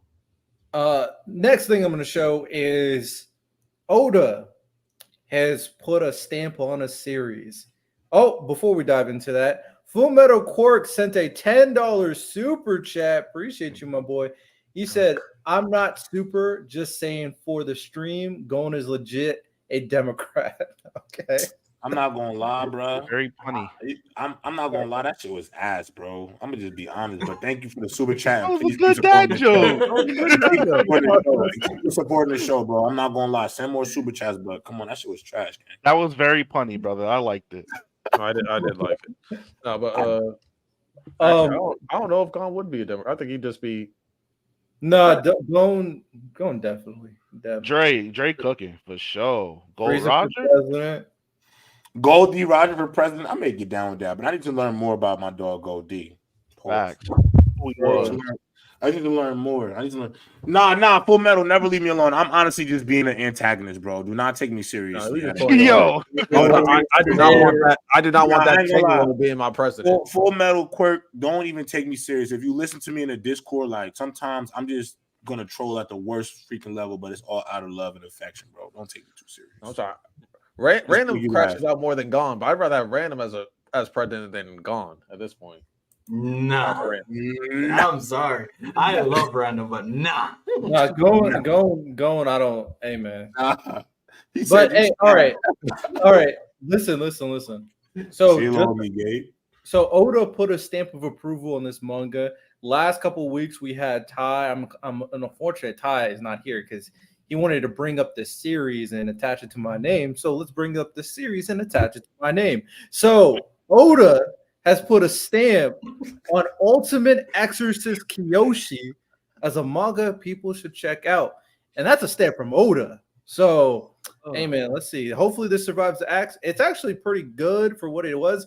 I mean, I'm not like saying it's the next great thing, but I think it's entertaining. And the recent stuff that they're pulling out with the it gives me, I'm gonna say it like this. It's like a goofier version. The premise is not like this, but the aesthetic, the style, the powers, it kind of reminds me a little bit of D Gray Man, a little bit. It gives me that kind of vibe and aesthetic. The premise, I mean, it's a OP main character doing OP main character things. So, I mean, if you like that, you like that. If not, it's whatever. I mean, I read the first 2 chapters, but then I never read anything else. So maybe I'll give it another shot. Yeah, the recent chapter, like a super powerful demon lord just got summoned into the real world, and he's after the main characters. So we'll see where it goes. And then the last thing, pulling out Vinland Saga. Legendary. The Vinland Saga manga is ending in a few chapters, as said by the mangaka. Lonnie did post this in the group chat saying he's not really sure how he wants to end the series. All I ask, don't kill Thorfinn. That's all I ask. Just don't kill Thorfinn. I'm cool. I mean, if he goes, because the second half of Vinland Saga, he takes a lot of like actual like historical events and stuff like that. I forget. There's like some historic diary that he takes a lot of the information from and makes it. But I don't. Full Metal, chill out.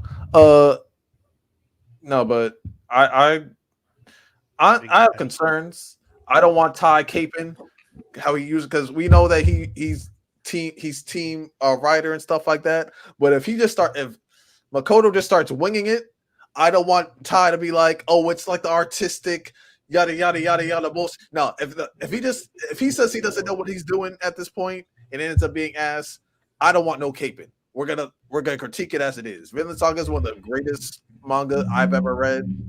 It's one of the greatest stories I've read. But hey, he doesn't know what he's doing at this point, so we have to like take it for what it is. But there's gonna be I don't care if it's Ty, J. Rob, Santo, my mama. If you try to cape for it and it's ass, he literally just said, "I don't know what I'm doing right now. I'm freestyling right now." You try to say some he's being artistic, yada yada yada. I ain't doing it. I had to put up with it for my hero.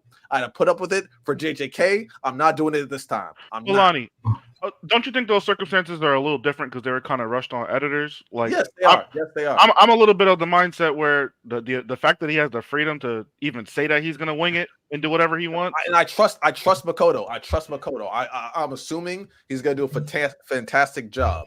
But just in case he doesn't, I'm not keeping for this nigga like I know how some of y'all will. I'm not doing it. Listen, all I say is this: if there's more episodes coming out, as long as them animators don't get no sleep, food, or water, and are in the lab all day, I'm good with it.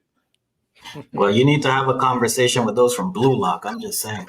No, don't start. Do not start. I'm Bruh. defending Blue Lock. Let's get to Blue Lock. We can talk about it. I'm defending Hey, Blue no- Lock. Y'all gonna stop. Wait, you're doing what, J-Rob? I'm defending Blue Lock. No, I'm you defending not. it. You Yes, I can, am. you can die with them then, J-Rob. You can die with Defending them. Blue Lock. I'm gonna stand beside him. Y'all not gonna do it like this. Oh, you Y'all- bad. Let's talk about this high school slideshow then. Let's talk about this high school No, let's slideshow. get into it. Yes, We can that's talk All right, about all it. right. If we about to get into, Let's get into it. Y'all gonna let it rock. Y'all gonna live with it. if we're about to get into some peak Oh, Blue Lock, I do have another thing exciting, to that I we had gotta on get my- into that. Then let's get into agenda hour first. So Please run the tape.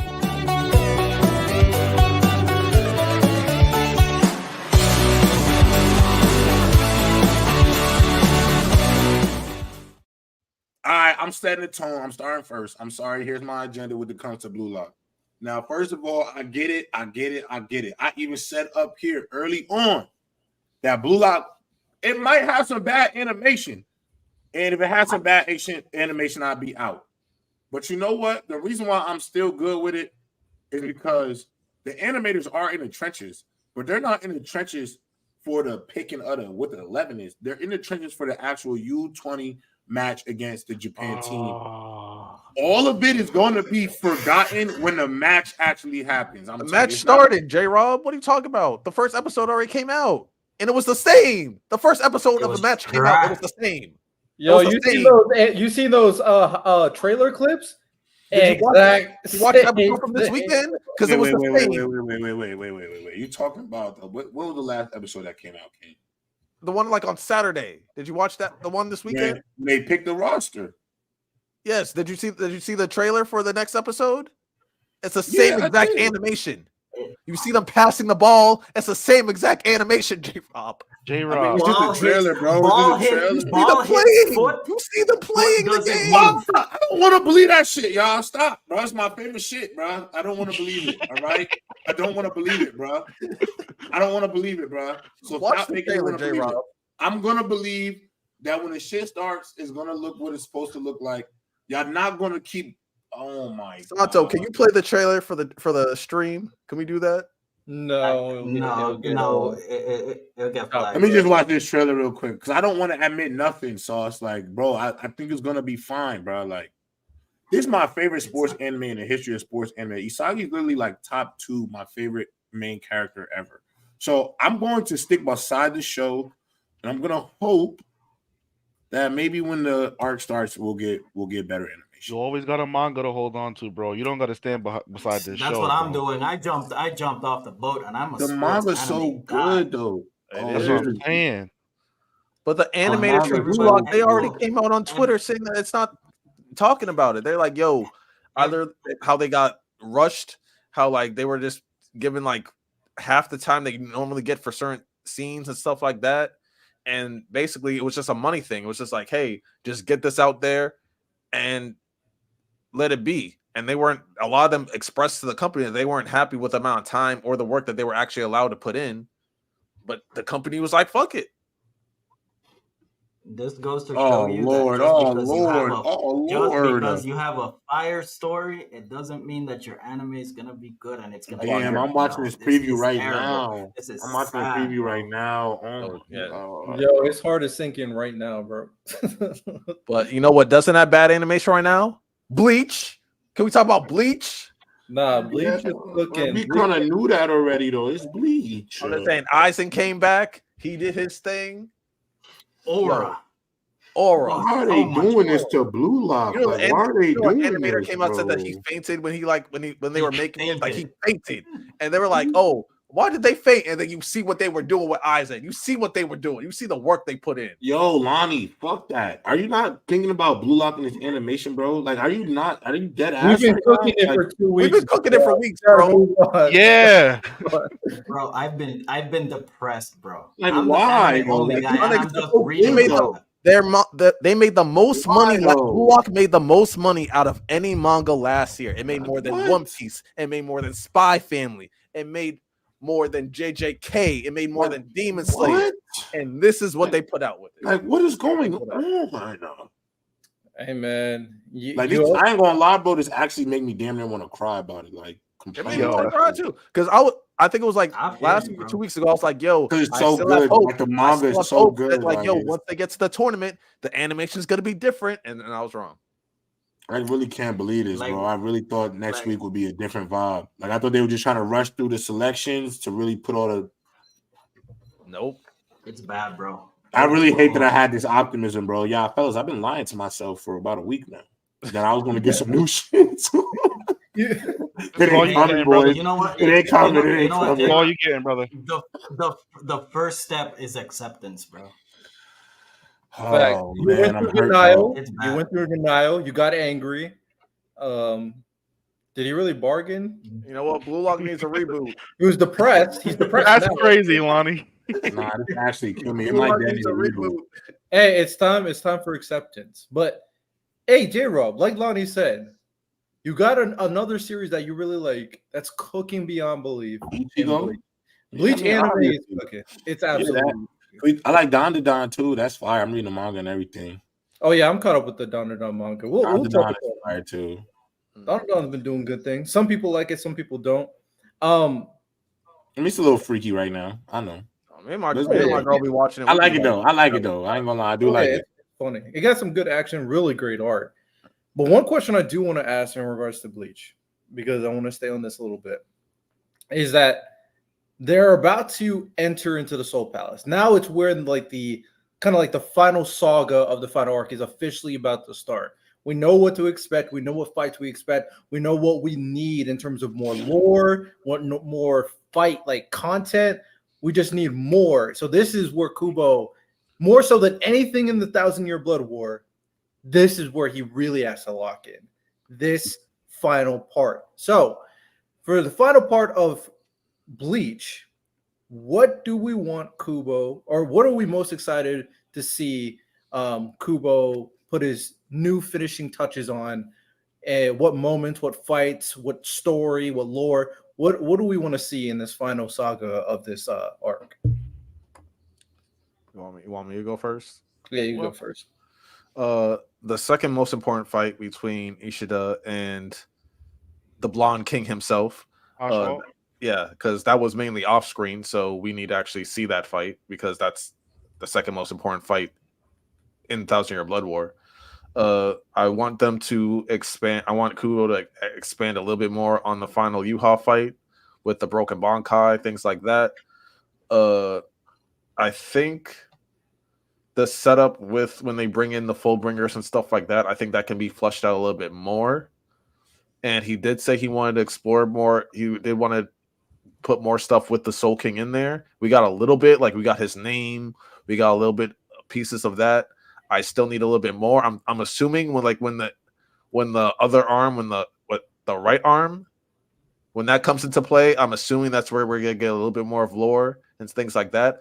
What I did like about this past episode, besides Aizen being Aizen, they showed why the new first seat vice captain, she's not as strong as the other vice captains, stuff like that. But like the previous one, she's more of a diplomat. So the fact that she was able to calm Kenpachi down and say like, yo, I know you want to look for your vice captain, but we need you to help open up this gate. The fact that like he was able to like to respect her and she was able to like put that like, yo, this is what you need to do right now, shows her worth in like the Soul Society by itself. Because Kenpachi ain't gonna listen to anybody, especially when it comes to his vice captain. So showing like her value to that, I feel like did a lot. Grimjow, I feel like he's gonna have like not a bigger role, but they're gonna showcase him a little bit more than they did in the manga, which I think is what Kubo wanted. And yeah, eventually we're gonna get the Kisuke fight. They better not mess. Yo, if they mess up Lightning Yorichi, I'm burning the world to the ground. I'm burning the world down. I'm burning the world down. Say what you want. If they mess up Lightning Yorichi, it's up for everybody. But no, just they did good with giving Uryu that Stern Rider mode and stuff like that. I need that in Brave Souls immediately. And yeah, I feel like they just need to flush a few things out more. They need to make sure the ending isn't as muddy. And they already been referencing the Hell arc bit by bit. So if they get even more, then that'll be great too. All right, who wants to follow up Lonnie? Lonnie said a lot, but I'm glad he didn't say what I wanted to say. We need more backstory on those 4 core Stern Ritters. We know that Pernita, like Lonnie said, that's the right hand of the Soul King, and we know that Gerard is the heart of the Soul King. We need to know how the fuck Yuha was able to obtain these, these 2 things, right? And why they decided to align with him, other than him giving life through his ability to share and transfer power. And then the 2 humans, Lily and Askin. Why are they so immensely loyal to Aizen that they're willing to go to those lengths? Why was Lily like chosen to be a god and transcend and do all of those things? I just think, and in the first 2, this is the 3rd core, no, or the 2nd core? 3rd core. This is the 3rd. My problem with the first 2 is the same as I hope I don't want to have with this one. I feel like we have all of these Stern Ritter A through Z, and I don't know shit about them, dog. And they're just running around, throwing around power, doing stuff. But there's no way for me to really feel attached to them, except for a very core few. The one that used fear, for example, right? I just want more from those characters as far as like backstory is concerned. Right. We got Baz B, we got the fear one. We need a little more. That's all. Miles, I'm thinking when they do Baz B's backstory, they might go into some of the other Stern Ritters, but that's gonna be a wait and see kind of thing. The only Stern Ritter that will always get on my nerve is my son, whose ability was imagination and still lost. Like you ass, you ass, bro. Like if your ability is imagination and you lose, you ass, bro. Every time you ass, I can't lie, you whack. Facts. Santo, did you want to go? No, you go. You go ahead. You go ahead. All right, so I got 2 things. What I want to see is obviously a better and more fleshed out explanation in regards to Kenpachi, his Zanpakuto spirit, and I think they're doing a good job because it's definitely more prevalent that Kenpachi is really searching for her. He kind of brushed past it in the manga, but now it's like, bro, where is she? I can't find her. And like we had the whole scene in the recent anime. I really need them to really dive into like why she's a Zanpakuto spirit and why everybody can see her and all that stuff.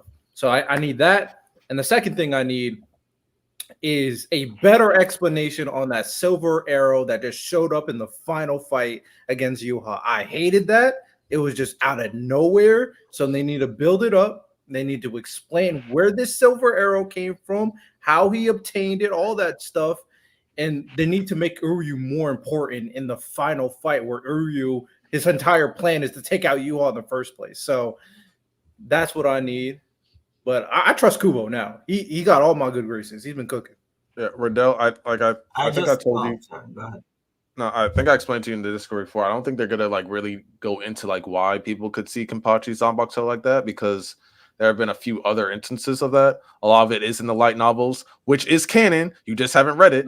So a previous Kenpachi, he's the only person that Aizen's really afraid of. His Zanpakuto is always in Bankai state, and his Zanpakuto spirit, everybody can see. Right. She goes in and out. Also, another person that's a Soul King candidate, their Zanpakuto turns into one of the Hollow Kings and stuff like that. Everybody can see that as well. Yeah, that. No, bring it up. Bring it up in the there's 3 or 4 other cases of people being able to see Zanpakutos. If it's only in the light novel, I don't like that. Well, guess what? It's still canon. I don't know what to tell you. What do you? The expectation when people read manga is that you also have to read the light novel to understand this one point that has not been explained in the manga. That's dumb. I can't explain how canon is canon. I don't know how. That's not what I said at all. I didn't say explaining canon is canon. Well, canon is canon. No, but also in core 4, people manga versus extra supposition. Usually, light novels for me is like extra supposition that's not necessary for the manga, but it just adds to the lore. That is necessary to the manga. We also know that Kubo had problems with the editors, and so he didn't want to work. He didn't want to make the manga. He just wanted to write his story. So he has time. He has an anime. Yeah. So people are saying there's speculation that the whatever light novels, they're gonna be a part of like core 4, like at the end, because like they follow after core 4 anyway. Hey, I just need an explanation. I don't. But they've also explained how people can see Zanpakutos anyway. They explained that. multiple times. People can't see on. They have not explained how people can see other people's Zanpakuto spirits. You might need to like start reading from. No, that has not happened. The only time this happened apparently is in the light novels. So I can't speak on the light novels. Also, why can they see it in the light novels? Because that's never happened in the anime. It's in a constant Bankai state, so his Bankai spirit just pop. She low-key does whatever the hell she wants. She's like so people can see her. She can pop her like, yo, fuck you, and then she can pop back out. Like she does what she wants. The other one, their Zanpakuto was the spirit was one of the one of the top 3 Vasto Lordas in Wako Mundo. Oh, I know what that is from Brave Soul. Okay. Yeah, so that I mean it's a Vasto Lorda, so it's different. I'm giving you examples how people can see people's Zanpakuto. You just don't like the examples. It's not the same at all. So stop. You just don't like the examples. They're all all the Zanpakuto are different. So I don't know. And also, it sounds like they're also not explained in the light novels. So there's no explanation. Also, if I want to be nasty, Kubo said that the Zanpakuto filler arc is canon, but not like it didn't. The event really. No. Okay. Like the spirits are canon. Spirits are canon. Oh yeah, sure. Hey, people are able to see those spirits the whole time. So they see their own spirits. They don't see other people's. We're fighting each other's spirits. What are you talking about? What are you talking about? So chat. I just gave him like 5 different examples. No, I'm on your side, gang. I just gave him 5 different examples of people seeing other people's Zanpakuto spirits. He don't like any of them. I don't know what to tell him. No, that's not it. But it's nice try though. Shout out another super chat. Says, I'm done crying. Thank you. Edward Eric, president. Love the channel. New subscriber. Appreciate you, bro. I appreciate you, Full Metal, but I don't know if I want a short king like Edward Elric for president. Yo. But he bias for president is crazy. He grows tall after he loses his outfit. It's like 1.5 inches. Like, they ain't moving me. He's taller than Winry. So? How tall is Winry? I don't know. But he's like a good couple inches taller than Winry. Look it up. Because if she's like 5'7", then he's 5'11". So that's like normal height. You got it. I cannot win. Edward Eric, when he's an adult, might be fine. Read Ninja 5'6" at the end of the series. They ain't moving me. Edward is 5'6". I don't believe that. And he started off 4'11". Yeah, they ain't moving me. Oh, damn, never mind. Damn. 4'11". He was a midget before. What? No, he was really short. 5'6" is like normal height, though, right? Like normal men's height? Y'all. I thought 5'7" was average. Yeah, that's like 1 inch under average. I don't want to stand up now. Yeah, that's y'all president. We're gonna get a stool for you, Santo. Matter of fact, your money gonna make you taller. You good. Hey, man. Facts. I'll take that. But I mean, for me, the only thing I really want to see is I'm really excited that Kubo is showing additional footage or additional, things just going on. I just want to see the Bankai. I just want to see him actually use it and not get completely snapped in like 1 second. Nah, I need to see it. The build up towards that Bankai is there. I just want to, even if he does one move with it, I'm good. But I just need to see something. And I'm mad at y'all too, because y'all should have pushed back on Ty for that. Oh, that it's okay for the Bankai.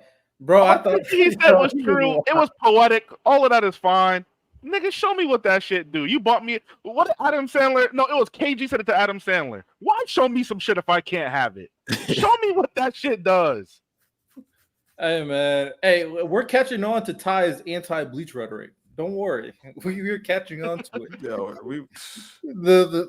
Man, domain expansion over Bankai. Like, come on now. Yeah, that was sad.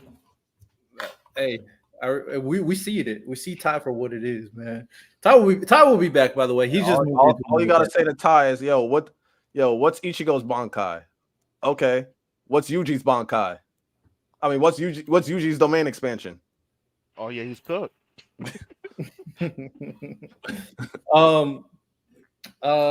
Also, anything else for Bleach anime? Nothing else. I'm just really excited. We all kind of spotted what we wanted to see. Lana, you had a blind ranking? I did. Well, we can wait for J Rob to get back. We can do that later in the show.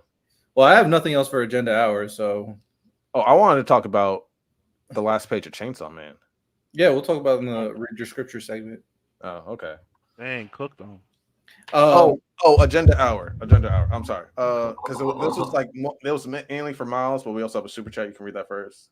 Shout out to Ichigo, the only MC to get a power up and take multiple L's in the arc. Bleach hate for me every. Why do you hate Bleach so much? I don't know. The But I will MC say to get this. a power up and take multiple L's. I will say this as a Naruto guy, if Kubo can fix the ending, can his ending be better than the Black Zetsu ending? Yeah, it can. For sure. And if he animates Hell Arc / the light novels, can the big three order change? Because One Piece is I was gonna ask, One Piece is Lonnie. gonna stay up top. One Piece is gonna stay up top. But can we say, yo, Bleach number 2 and then Naruto number 3? I don't know. It's a little bit too early. It's a little bit too early, but hey, know. I mean, I'm also a Naruto guy. I mean, I got Naruto tattoos on, and I love this thing. It's literally my favorite anime. But the way Bleach is doing things now, it's like they're on par with each other. Like, I'm not even going front. I can't even lie. hey, Bleach is closing that gap. Bleach is closing the gap. It is, but we still got. It's a wait and see. It's a hypothetical. Wait and see. It's not there yet. The light novel. We don't know if we're getting any light novel material, and we don't know when that Hell Arc is ever coming out. So we still gotta see what happens with Kubo. I mean, when they're already rebooting the series too. If they clean up a lot, like how far do they go into it? Like, do they just run through it with no filler? Because if they do that, I'm sorry, Naruto is cooked. Naruto is dropping in that ranking. Hey, I'm not gonna lie though. This kind of reinforces something that I've said before in the pod. If Naruto also reboots its anime, similar to Bleach, they're clearing any anime that's like out, right? Like, it's not even a question. Naruto said that they're rebooting certain episodes. But remember that got suspended to like later in 2025. They're not trying to stay on top for real, bro. Reboot Naruto. Reboot that final arc. Just reboot the final arc, and then let's talk. Then we really talk. I think the final arc will be enough, but if they were to reboot the entirety of Naruto, I think it would clear damn near everything. Bro, these anime came out at the wrong time, but they had to pave the way. They did. They had to. So it's fair. But I had like 2.5 things. One Piece things for Miles. Hello. So it was trending like over this past week on, I guess it was a quote that Oda said, and I guess he said something similar lately about like a possible spinoff for One Piece would be the Revolutionary Army, but it would have a more serious tone. So I wanted to know like your possible thoughts on that. And then you had a second. Go ahead, answer that first. I was gonna basically say I think it will lean more into kind of how the darker stories we kind of saw with Kuma. I think we got a lot of backstories in One Piece. I think a lot of that Kuma stuff, especially with him getting beaten, tortured, all of the things that come with being a slave, were a lot darker than what we were used to. So I think it would be more so, yeah, we're gonna see cool stuff from Dragon, Koala, Sabo, and company, but it would be more so of a highlight onto a lot of the injustices that are going on throughout the One Piece world and why the Revolutionary Army and Dragon at large are so necessary. That's the route I think it will go. And also, apparently, it was confirmed that Monkey D. Garp has Conqueror's Hockey. And I just wanted your thoughts on Sky's that. blue, right? That's not a Mihawk, right? Sky's blue. You're the one that's saying that Kobe's not gonna get Conqueror's Hockey, but if he's eventually what does this revelation have to do with Kobe? I'm just saying. What does this revelation? So here's the thing, right? Because the physical feats and all of that stuff, the battleships, Aokiji could do it, and now Kobe could do it, and Garp could do it. So it's not anything spectacular. They just got raw physical strength. I'm not gonna lie. Let's make a bet, Lonnie, but it don't have to be money related because I'm so confident Kobe's not gonna get it. What you want me to do if Kobe get it, and then I'll think of what I want you to do. Because I'm crazy. I'm down for anything. Me too. I don't give a fuck. We'll think about it off screen, but we're gonna make this bet. This could be We're so gonna make wild. this bet. I'll lock it in right now. Kobe will not get Conquerors hockey by the conclusion of this story. He won't. All right, put this down in the BSS agendas. I got a lot of I've fucking been bets. putting this down, actually. I also think you tripping on the I was Mihawk. just about to say, yeah, you Not- got a lot. so of them. Lonnie, so listen, Lonnie, the Mihawk one, I'm moving towards 50-50 on. Yeah, but The Akainu one, I was just standing on business. I had to double down on it. But the Kobe one, that nigga is not getting that shit. No, Miles, you already have a bet in BSS agendas. On Kobe? Yeah, Kobe will get Conquerors hockey for $170 bet between me, J-Rob, and Lonnie. Oh, it's a 5-way, it's a 3-way bet. Okay, cool. So we already got that squared away then. He's not getting that shit, and I'm gonna get paid. Woo! Now, Lonnie, you brought it up real quick. You brought it up. The more interesting thing about the Conquerors hockey reveal, he was very explicit in saying that Blackbeard doesn't have Conquerors hockey. So, yeah, he outlined that Blackbeard, in fact, does not have Conquerors. He only has armament and observation. So, a lot of the theories about him having Conquerors off screen may prove to be true, unless the multiple personalities, the Siamese twin theory, any of those sort of things can kind of even that playing field to kind of tell us why he's able to get away with some of these fights that he's able to get away with. Because right now it don't make sense. But right, wasn't there? I forget where I may have saw this. I don't know if it's in the manga or I just saw someone make content about this. But wasn't there a situation where like Blackbeard in particular is not treated the same as like a D-Clan member? Something about that? Not necessarily that he's being treated, but at moments, some of the ways that he acts is not how other D-Clan members would act if faced with a similar situation. A lot of the things that people lean on to kind of support this is when Whitebeard was going to kill him, or we thought was going to kill him. He screamed in terror, where most Ds will accept their death and take it like a man. But yeah. Okay. Hey man, that's interesting because there's no way Blackbeard finishes the series without Conquerors. I can't believe that. He's not going to fight Luffy without Conquerors. I feel like he has to get it eventually. Yeah, but Lonnie, you still stalling for this blonde ranking? I mean, no. We can do the gauntlet. I can do it after. Oh, we can do the gauntlet. I mean, we could do the random says he's on his way. So. Oh, true. All right, let's do the gauntlet. Miles wants to do it. So we'll do that really, really quick. Santo, I saw your text. I got you. I'm not gonna do no last minute shenanigans no more. But me and Santo. Oh, random's here. I can't. Yo, I was hoping you weren't gonna be here. My gauntlet is a spoiler. Random, mute yourself. Just mute. No, mute us. I mean, his mic's not even plugged in, bro. I don't want you to hear this. I don't want to spoil you. That's why. Okay. So me and Santo I forgot when me and Santo spoke about it. We were comparing Naruto's pull-up situation to like a LeBron-esque. It's a very goated moment in the Naruto series, right? So I wanted to parse that against other cool pull-up moments that we see in different shows that we've all watched and grown up with, right? So this version of the gauntlet is going to be best anime pull-ups version Sage Mode Naruto. And it's the moment where, Sakura basically calls his name and Naruto appears adorned with the new garb, brand new transformation, all of the toads in tow, and he looked like an absolute badass, ready to save the village. So we got that moment. And the first moment it's going up against is Goku coming back to save his son right as his head's going to get crushed by Nappa and ultimately go on to face Vegeta as well. Mm-hmm. I think the reason why I'm going Naruto is because of the build-up. For me, at the very least. There was just way more build-up for Naruto versus like the Saiyan arc or the Vegeta arc, Saiyan arc literally happened like right after. So it wasn't a long time that you were building up. Of course, there was still build-up. Whereas Naruto, like, this was the build-up to fight Pain. And they've been building this up since Shippuden started.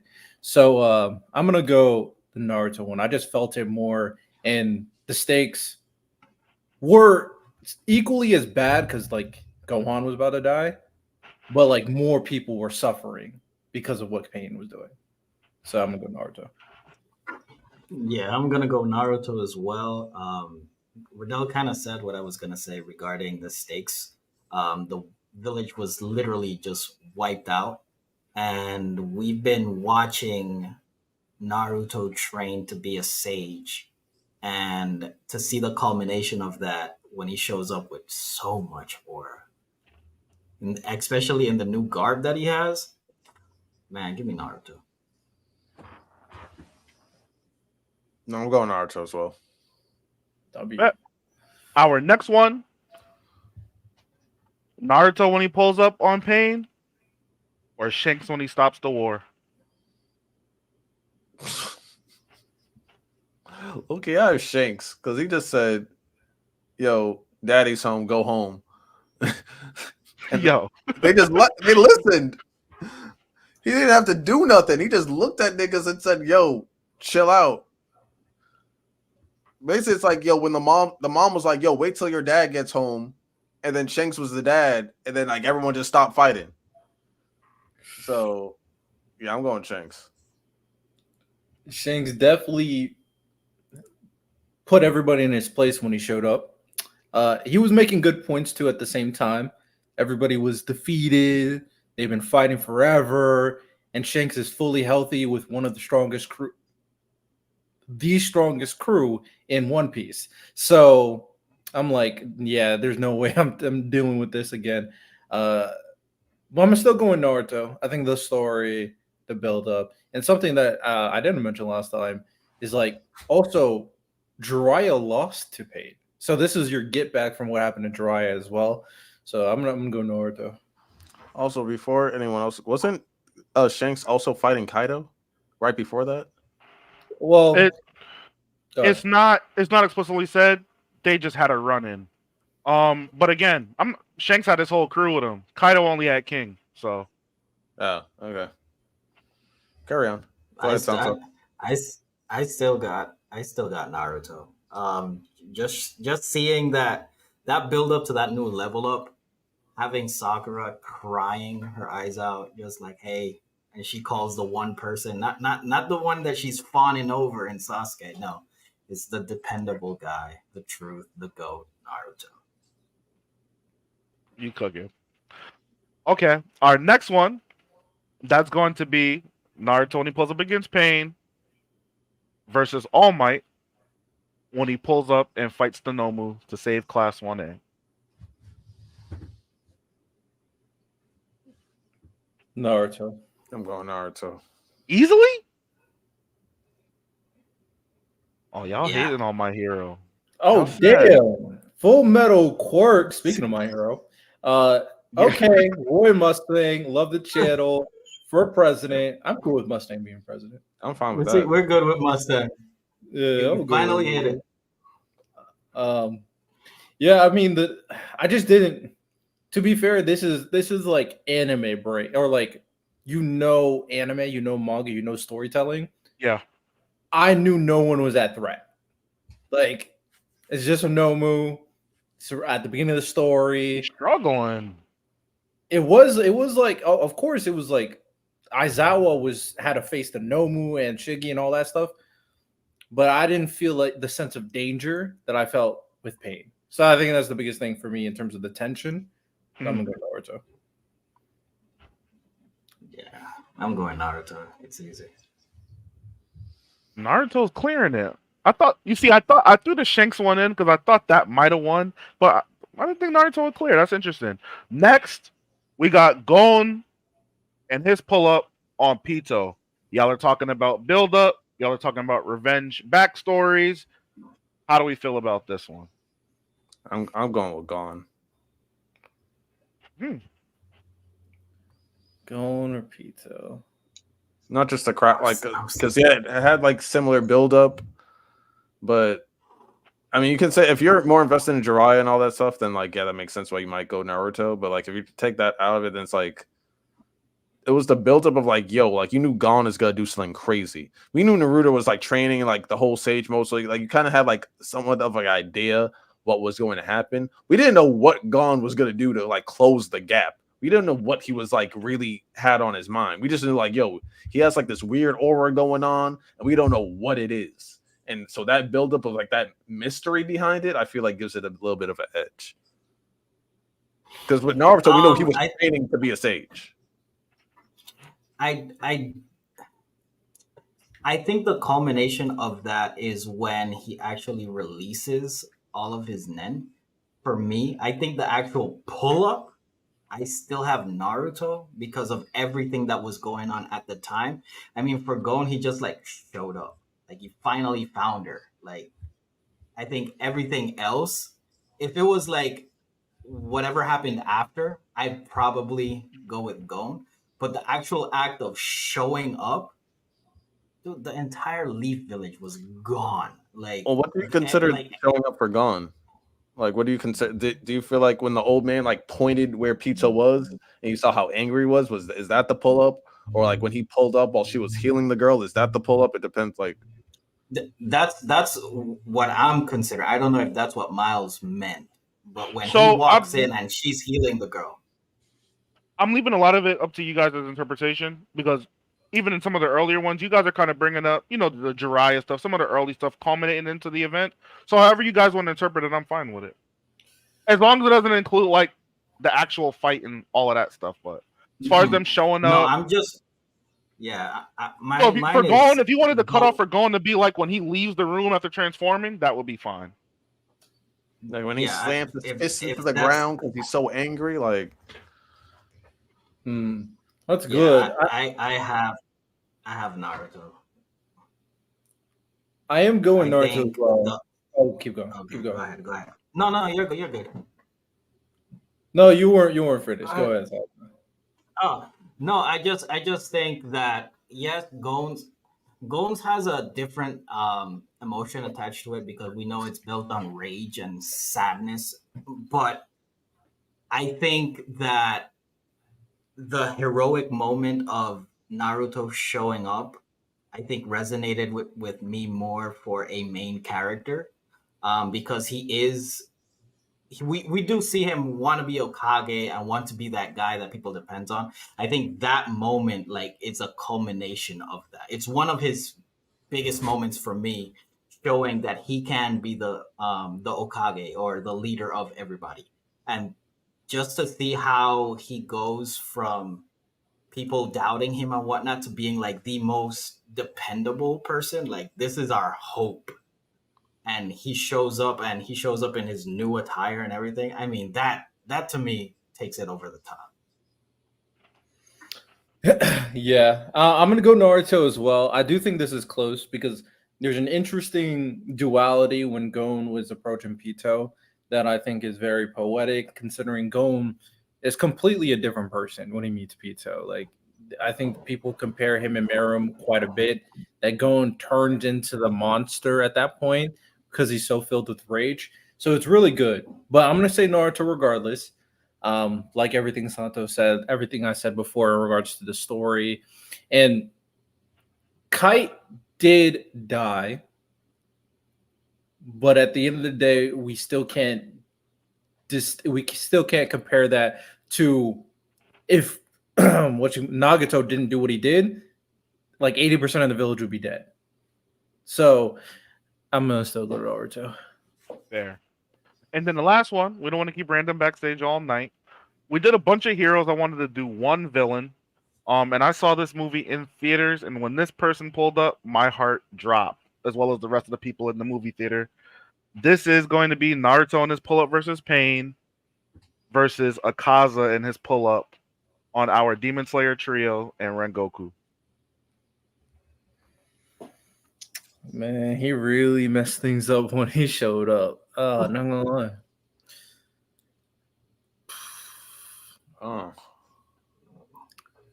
I'm still gonna say Naruto, but I do want to praise that scene for what it provided, because obviously it's an upper moon, so the tension was already there. This was the end of the fight. like everything should be good. Everybody should be able to go home, feel good. We just beat the big bad. And this dude just showed up, ruining everything. And the fear, the terror in everybody when they meet Akaza, and obviously what happened afterwards. Hey man, that completely changed the scene. I'm gonna say Naruto now. But that was a good one. Go ahead, Santa.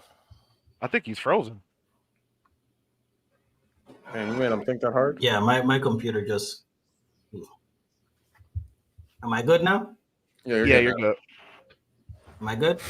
Okay. Yeah. Okay. My computer just went into the Twilight Zone. I'm sorry. I still got Naruto.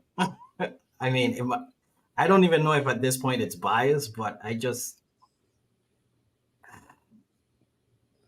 that outfit, bro. that outfit has so much aura to it. It's the scroll seeing, too. It's so much aura from Naruto. Like Naruto having aura. Just seeing him attain something that Jiraiya couldn't master.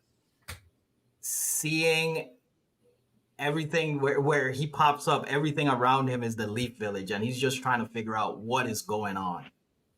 And he understood immediately what he has to do. He's like, okay, I'm here. Let's go to work.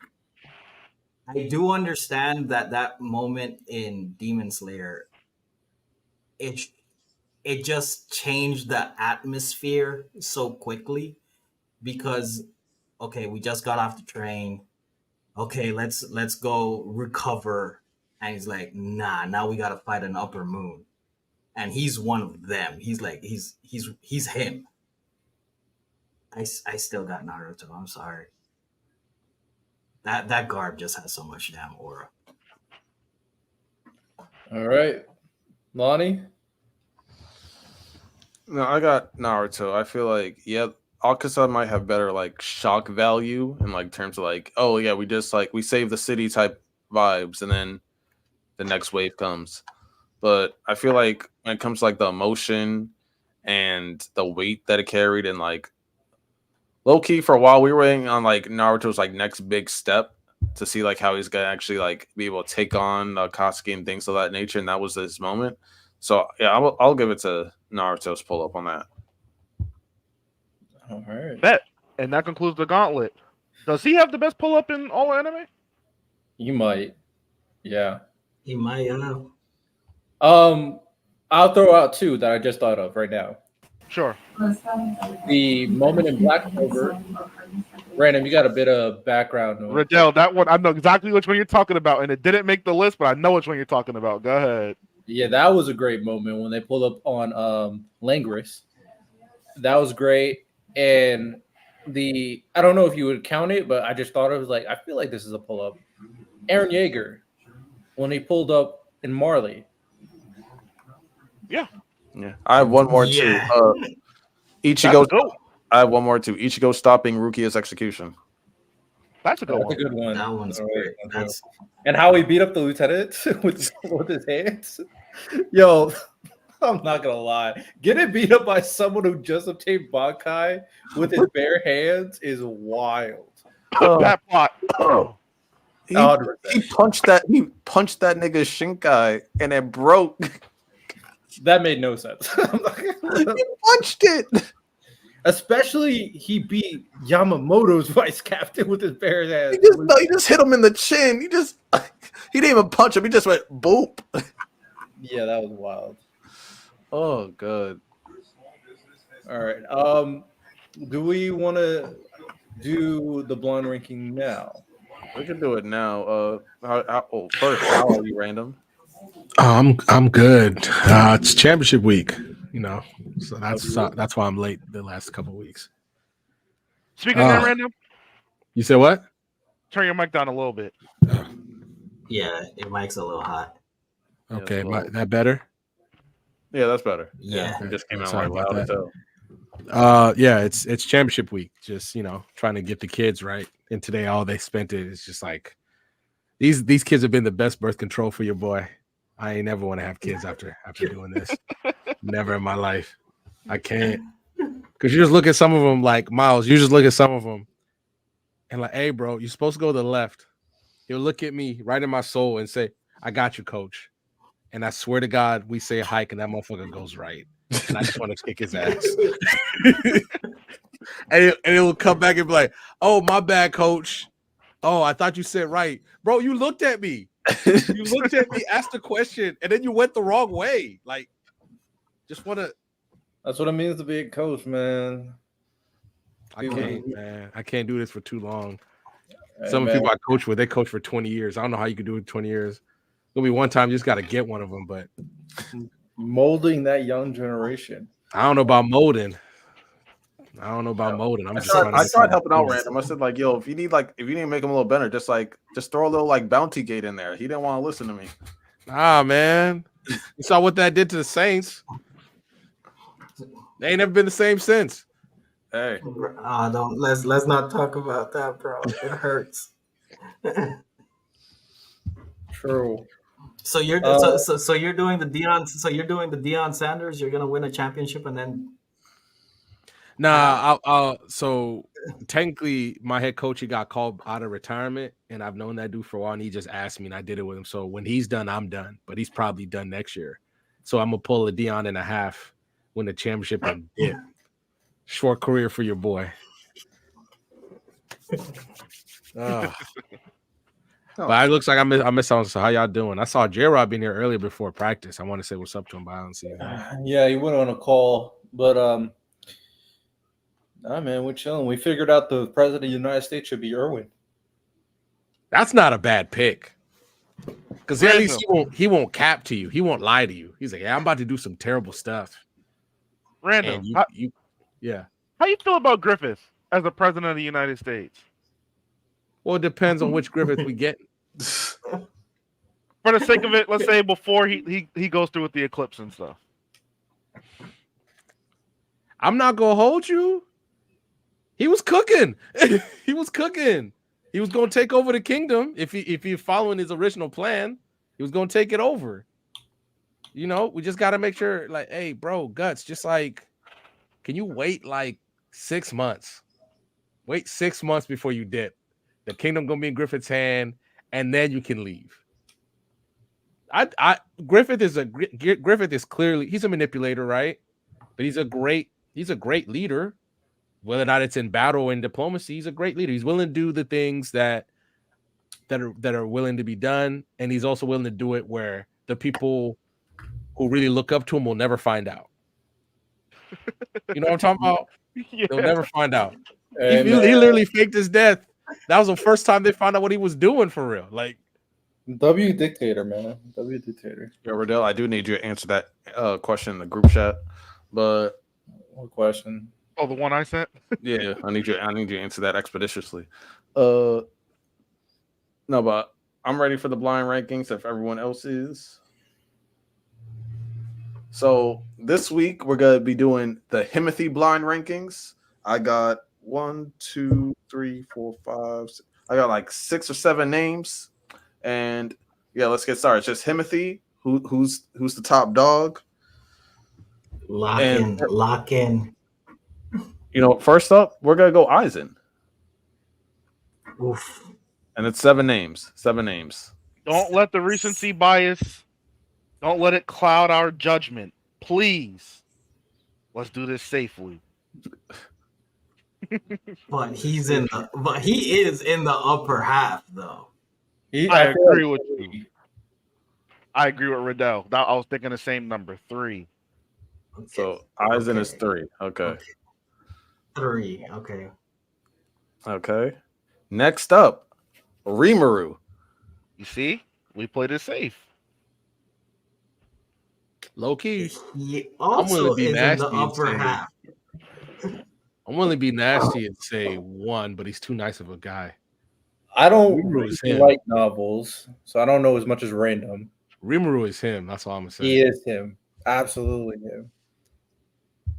I dare you try to take something from him, Miles. You're not gonna like it. So is there someone Okay, without even knowing what Lonnie is going to do, is there someone over Rimuru in terms of him? Because he's broken. I got a few. Strong. He's charismatic. He's an excellent leader. Like he's everything you want. I'm not gonna lie. But I would say, since I don't know the light novel stuff, I would still say 4 because he is goofy sometimes. So my Okay, boy so like you to have have Aizen. fun. He's still him though. You have But, like- you have Aizen over Rimuru. I do not agree, and I know My nothing current about understanding of Aizen and Rimuru, yes. Hmm. The thing is, when I'm thinking of when I interpret him, I'm thinking you're always standing on business. I think you're always filled with aura, people's favorite To be term. fair, yeah, Rimuru did get caught lacking once, and then he ain't never been caught lacking since. Yeah, he has some goofy moments. Sometimes So he did does, Aizen. sometimes he means it. Aizen has goofy moments. Nah, I don't know. I have no. No, I'm saying were I'm forced. saying Random said that he got caught lacking once and he didn't get caught lacking again. So did Aizen. Aizen did fold because he lost to Ichigo. To be fair, that's his big thing. But I think Aizen just has more moments that are like badass and Himothy moments than Rimuru right now, from what I've seen. So are we going with 4? Since we can't, if we're only sticking to anime, I mean, if you can make a good argument, go ahead. I don't read the light novel, so I wouldn't know. Let's just say at one point Rimuru is fighting basically heaven because they took his best friend away, and he walks away with a dub.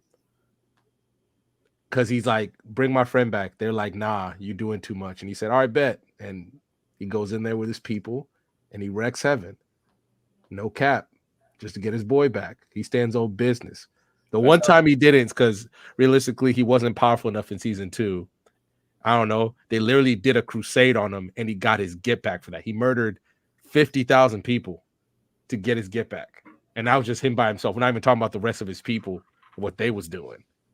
That was just him by himself. That was a great moment. You see, I'm trying to think like Lonnie. Is he talking about him moments or just Himothy. him as a character, as Yeah. attributes, as skills, or is it just Aizen on a chair just releasing his spiritual pressure and That's it's just him. aura? Lonnie, are we aura farming? Lacking on purpose. Is that what we're doing? I mean, aura takes if you don't know what makes you him, then Oh my god. I don't know what to tell you. Like, look at my name right there, Lonnie. I'm him. So it's like, yo, it's either you got With it. a It's like you're question him. mark. I don't know how else to explain that you're him without you.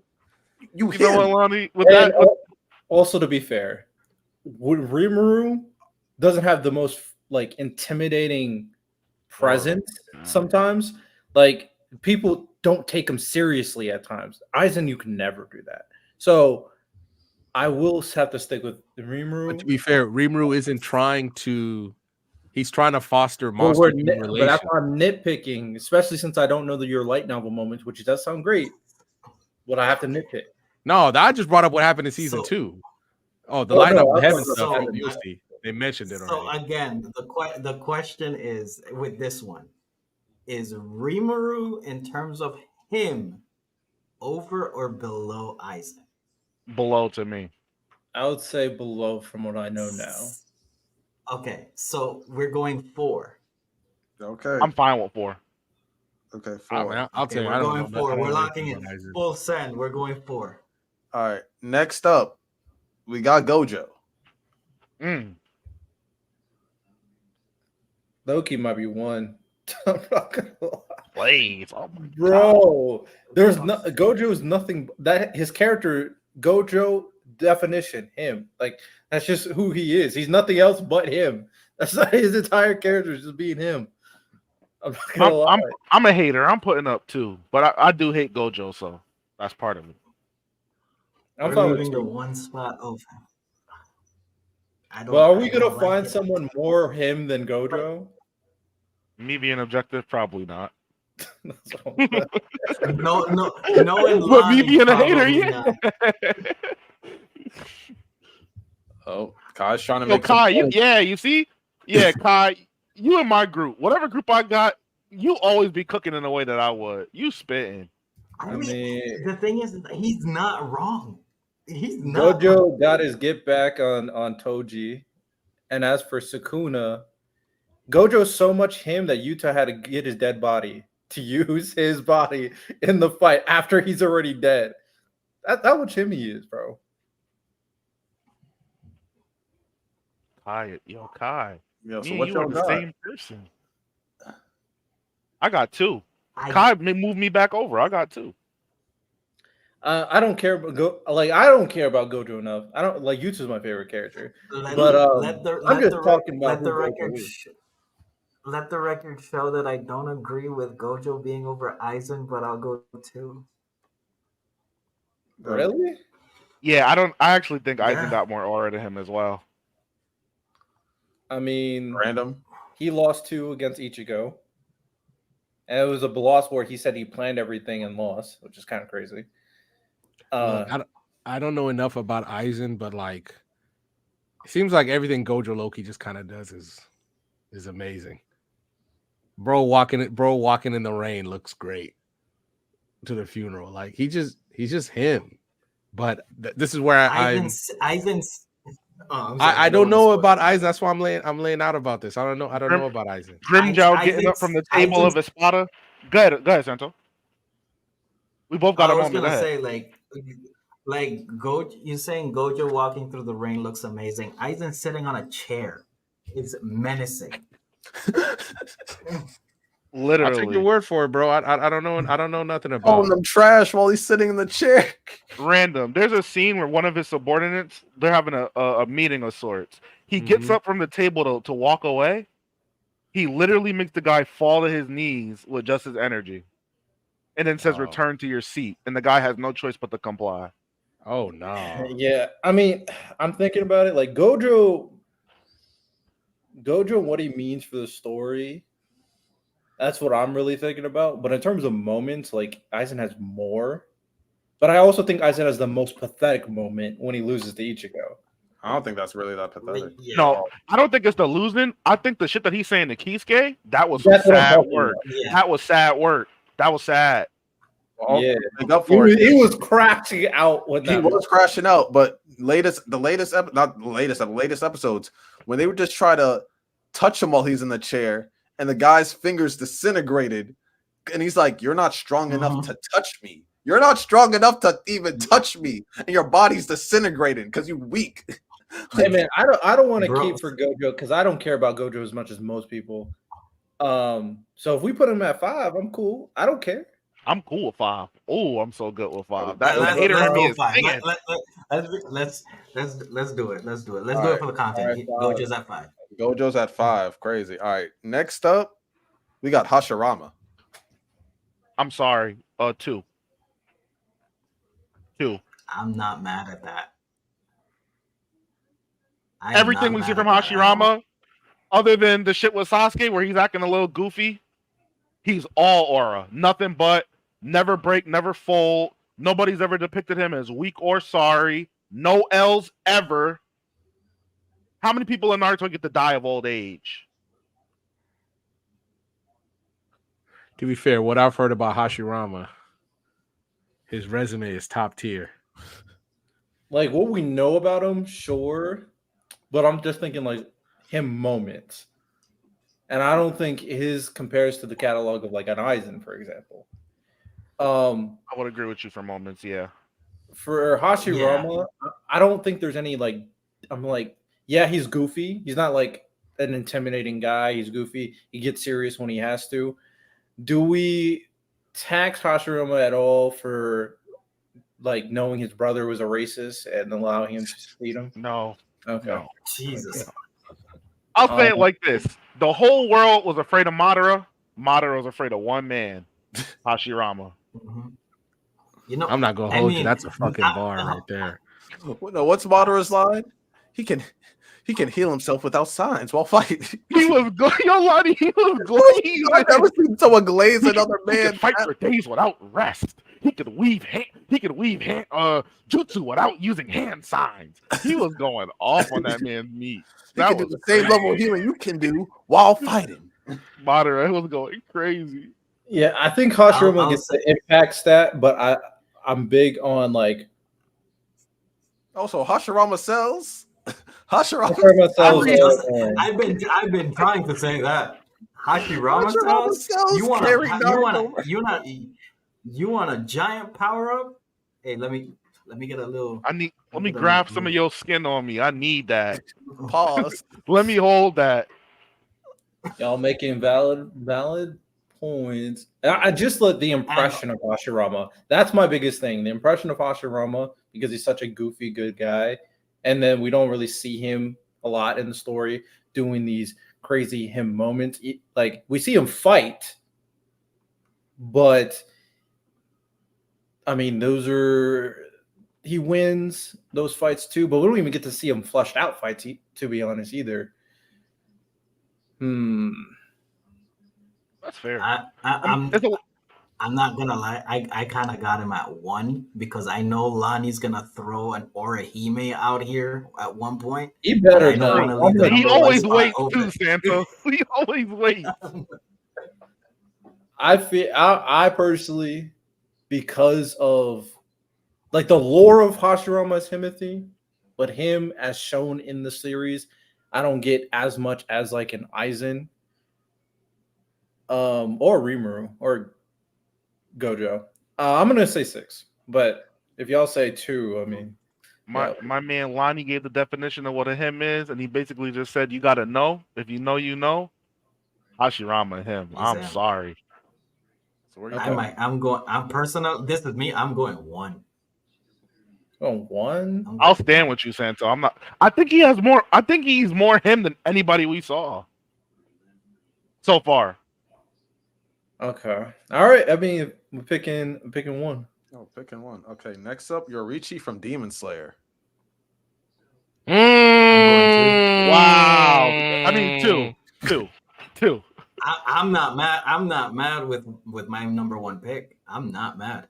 I feel like him and Hashirama got similar portrayal. I wouldn't mind either one being in either spot. I'm not gonna lie. Okay. Second to last one, Sinbad. Oh my god, bro. Oh my god, this is why Sinbad. Oh my god. Literally one of the list is so cooked. Oh, this is so cooked. Sinbad is if there's any, he's one. I said that about Gojo, but I'm like, that's because people glaze Gojo a lot. Objectively, I think the definition of Sinbad is him. He's literally 1. He's 1. But he has to be 6. He's at 6. He's at 6. The left is cooked. And 7. I'm sorry, y'all missed the biggest one because he's the goat of all goats. He's the Himothy of all Himothy. He has the greatest moments. King from One Punch Man is gonna be at 7. You know, the man that could cut. That could cut. He can cut a plant. So fast. He can cut a plant so fast the cells don't even know that they were cut. Oh, yo, the glaze that One Punch Man has for King. Hey, Random, that King engine. If you hear that, you might as well give up, bro. It's over with. Bro. Give up. It's over with. So the BSS Himothy blind rankings go as follow: Hashirama at 1, Yorichi at 2 from Demon Slayer, Aizen at 3. Who was 4? Gojo. Oh, Rimuru at 4. Oh, Rimuru. Gojo at 5. Okay. And then Sinbad at 6, and then the goat of all goats, King from One Punch Man at 7. They did him dirty. One of the greatest frauds of all time, bro. Lonnie, can you read that one more time so I don't have to edit the crap out of this clip? Okay. So the blind rankings, the Himothy blind rankings for BSS go Hashirama at 2, Yorichi at... I already fucked up. I'm sorry. I had a lot of shots tonight. Okay? I'm seeing 3 randoms and 2 Riddells. Bear with me. Okay. The blind Himothy rankings for BSS go Hashirama at 1, Yorichi at 2, Aizen at 3. We got Rimuru at 4, Gojo at 5, Sinbad at 6, and the goat of all goats, King from One Punch Man at 7. Sinbad is the only outlier. We fucked up there. Everybody else is pretty fine. So is objectively it's not that bad. Like, if we put Sinbad at 1 and slide everybody back to slot, I don't think it's that bad. I think I'm not as high as Hashirama as y'all. I just think he's really strong, but he carries like half a Shippuden. Like, what antagonist doesn't use Hashirama's? Yeah, it's kind of weird, bro. I'm not His biggest op uses his. Yeah, that's crazy. Can't beat him, so join him. Basically. True. I think fair enough. I don't think the list is too bad. I think, yeah, obviously Sinbad is too low. Other than that, I'm surprised you didn't put Escanor. See, he was a candidate. Also, Benny Maru from Fire Force is going to be up there too. But I just decided 7. So okay, fair enough. I thought he was gonna do something crazy, like put like Moomin Rider or something. That's just troll. You need putting King in there is troll. King is troll, yeah. What do you mean? He's King. Yeah, I'm sure he's shitting his pants while that King engine's going. Facts. King hasn't taken an L yet. What you mean? He never will either. That's the sad. No, he did. He did. Oh, he did, but technically in the alternate timeline where he lost to Cosmic. Yeah, so that don't count. Oh, but everybody did though, so that don't count. True. Do we want to do this final segment for Read Your Scriptures? I mean, yeah, because we have to talk about that last page of Chainsaw Man. We do. Are we gonna talk about All Blue Lock too? Because they've been cooking.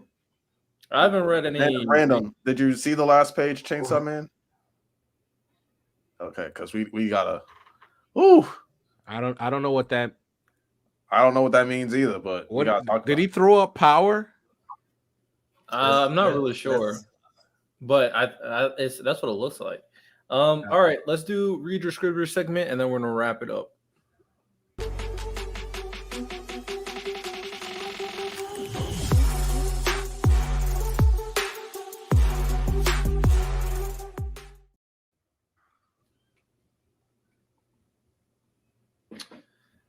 I mean, go ahead. Let's talk about Chainsaw Man. Did he throw up power? That's what I assumed. I have no idea what else it would be. But it doesn't really make sense to me because Aki's dead. I don't know. Aki can't be alive, so I don't get. I think that's a red herring. That's a red exactly. herring. So it could be someone trying to show Denji an illusion of what he cares about most or something.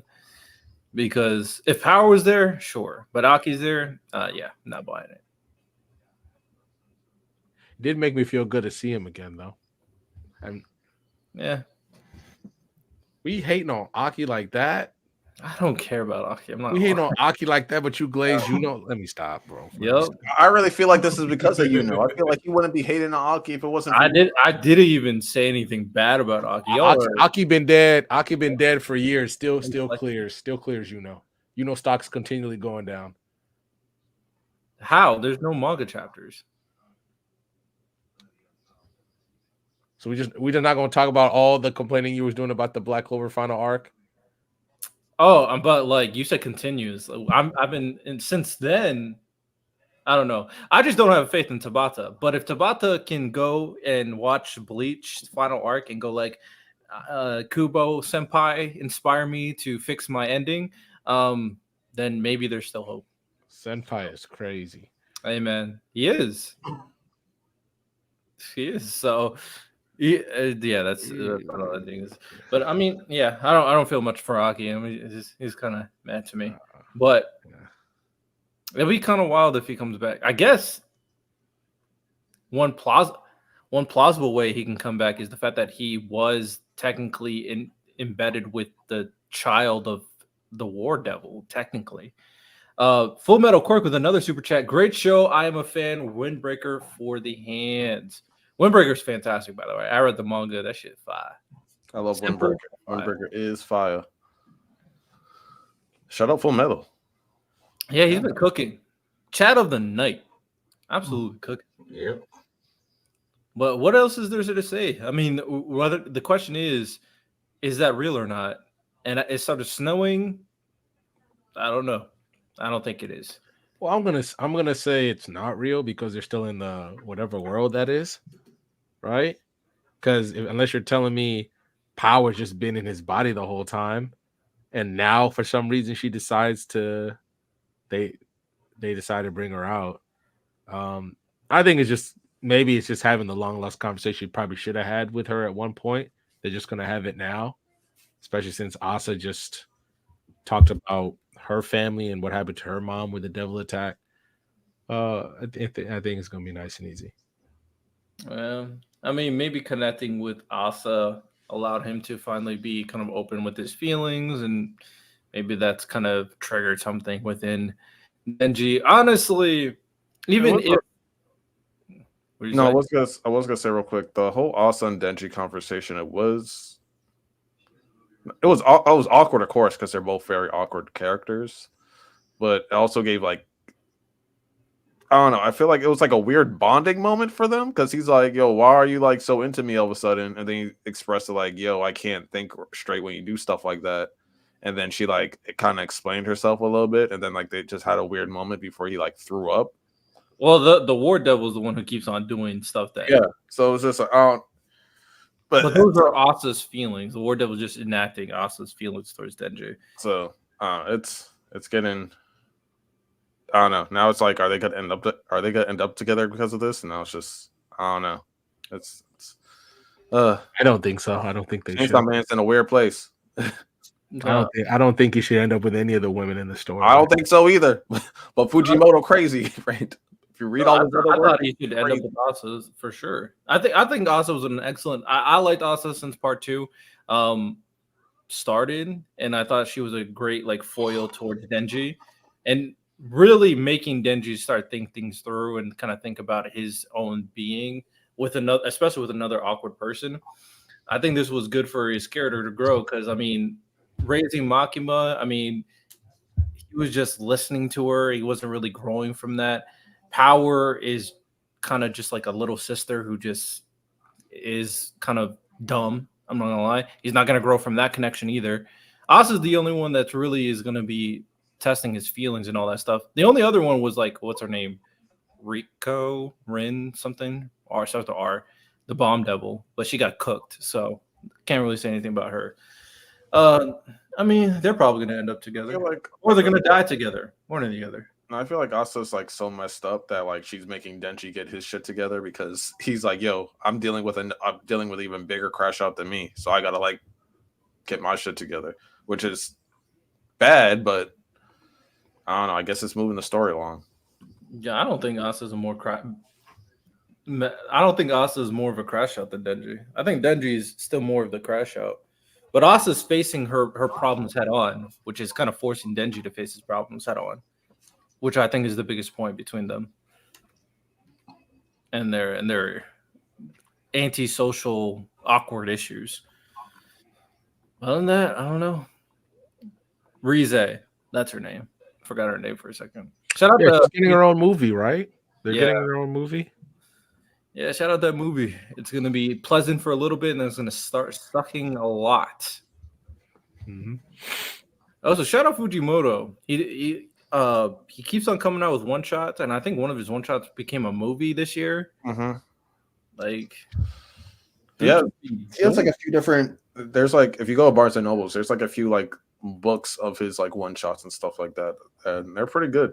I have one in the back somewhere, but no, I mean, if there's one thing he's consistent about is making super messed up, out of bounds stories. So whether it's Cannibal Mermaids or Fire Punch, I'm not even gonna talk about Fire Punch. If that ever gets animated, then we need to never talk about it on stream. But yeah, he's just one of those super talented people that are super messed up. So yeah, I agree. Nezuko. Who's Nezuko? Never forget. From Demon Slayer. He said never Yeah, forget that's what I'm Nezuko. thinking. Nezuko, is there?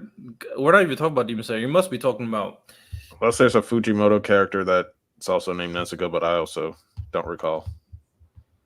I'm talking about that one woman who had a crush on Aki. That was kind of cringe. I'm not gonna lie.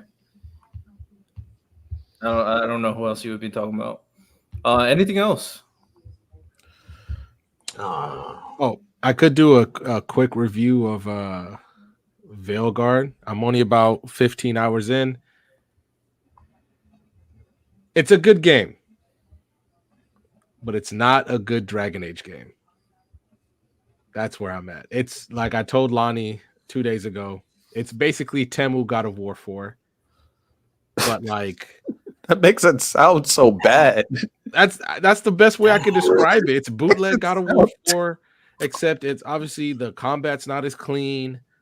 Only 3 of your Lonnie, let's say you spent 50 hours in Inquisition, building your Inquisition up. Only 3 of those More than fucking 50 choices hours. matter. Only 3 of those choices matter. Like who your Inquisitor got with, whether or not you disbanded the Chantry, whether or not you said you're going to fight Solus, which is crazy because you had 10 years to make this game. And so far, I find myself like there are points where like I'm having fun playing this game. And then I'm like, oh yeah. And then it's like, oh yeah, this is a Dragon Age game. Then immediately I'm taken out of the experience because it's just so I want to know what happened. Obviously, the review stuff that EA was doing behind the scenes, that's typical EA stuff. I wasn't surprised by that. But like Santo, like Dynasty Wars, this is one of the games I was gonna get no matter what. And I wish this was just a standalone title or spinoff or something. I'd probably have more fun than what I'm doing now. But there are times where like when the combat's not being sticky, because the one thing you say about God of War 4 is that the combat is very smooth, very fluid. But this is not that. There are times where I'm like, yo, come on, freaking dodge this thing so I can do what I need to do and things like that, where I'm like, which is crazy because EA makes a lot of action RPGs. Like you make Jedi Survivor. You couldn't get that team to make this game because that combat is fluid, but what happened here? And it's a shame. It's a shame because I'm pretty sure this is going to fail and this is probably the end of Dragon Age. And I'm really sad about it because I love this series. I really do. But that's it. Eventually I'll drop a big one probably on my channel once I'm done. But I'm only about a quarter of the way in right now. It's just I just don't have time because we're going to Super Bowl, baby. I need all your support. I need all your support. Support my 12-year-old Pee Wee football team as we go to the Super Bowl on Saturday. That's a shame about that game. I was hoping for better results, so I'll probably not play it. But in terms of media this week, Arcane drops this weekend. I'm assuming it's going to be a top 2 show of the year because our first season of Arcane was the best show of that year. And also, I think The Penguin ends this upcoming episode. And I'm very critical of shows, especially drama shows and stuff like that. And IMD, at this pace, it's going to be one of the greatest shows highly in terms of ratings of all time. And right now, it's in my top 12, and it could end up cracking my top 10. It is that good. They created one of the greatest villains I've seen in recent memory. When I say like this person was legitimately innocent, and there's a whole episode where this person is legit innocent, like they do charity work, they helping out people, and then the world just fails them, and you see them slowly become a great, phenomenal villain. Chef's kiss. And yeah, I can see how this might be the best piece of media in terms of like non-animated media that DC has ever come out with. I think it's better. It's on pace to be better than the Dark Knight trilogy and stuff like that if they keep on going. To me, it's like it's the closest thing to Sopranos that we've gotten in terms of TV since Sopranos. And yeah, it's just phenomenal. I can't give it more praise. I'm sorry. Every episode from start to finish brings in a new element, and it's fantastic. So I have high hopes for this. I'm assuming the next episode is going to end with a crazy bang because it's going to lead into the next Batman movie, which is going to eventually lead into season 2 of this. And they're going to bring in like the owls and like that whole secret society of Gotham and stuff like that in the next season. So yeah, they did a great job with the Penguin. He's a very complex character. Sometimes you want to root for him. Sometimes you hate him more than anything. Sometimes you feel bad for him. It's just the emotions I feel for Penguin, crazy. The emotions I feel for the villain, crazy. So yeah, that's gonna be awesome. But also, I'm super excited for Arcane. So that's all I got right now. Has anyone else seen the Penguin yet? No, I'm gonna watch it when it's done. I'm same as Santo because once I'm done with You're gonna be football, in for a I'm ride. locking in. I've heard you talk so much about this that it's gonna be amazing. Also, a friend of the channel, Blake, he's been making a lot of Penguin content too. You should check it out. He agrees with a lot of my takes on this. That it might end up being an all-time show. So Yeah, I don't know if I will watch it. I don't know. Just not feeling in the mood. What's up, Santo? So I got one thing. I know we're trashing season 2 of Blue Lock, but the manga is straight cooking these last two chapters. We finally got Isagi to hit a wall that he doesn't know how to overcome at all. He is the least important person on the field at this point. And I don't is everybody caught up? Unless there's I have to read the recent chapter, but I'm caught up. It's fine. Just tell me now because I'm gonna read it right after this anyway. Yeah, I don't know if there's a new chapter. The last chapter I saw was creating another pretend math equation about like people who are geniuses and people who mold the geniuses. That's the last chapter I read. Okay, yeah. So yeah.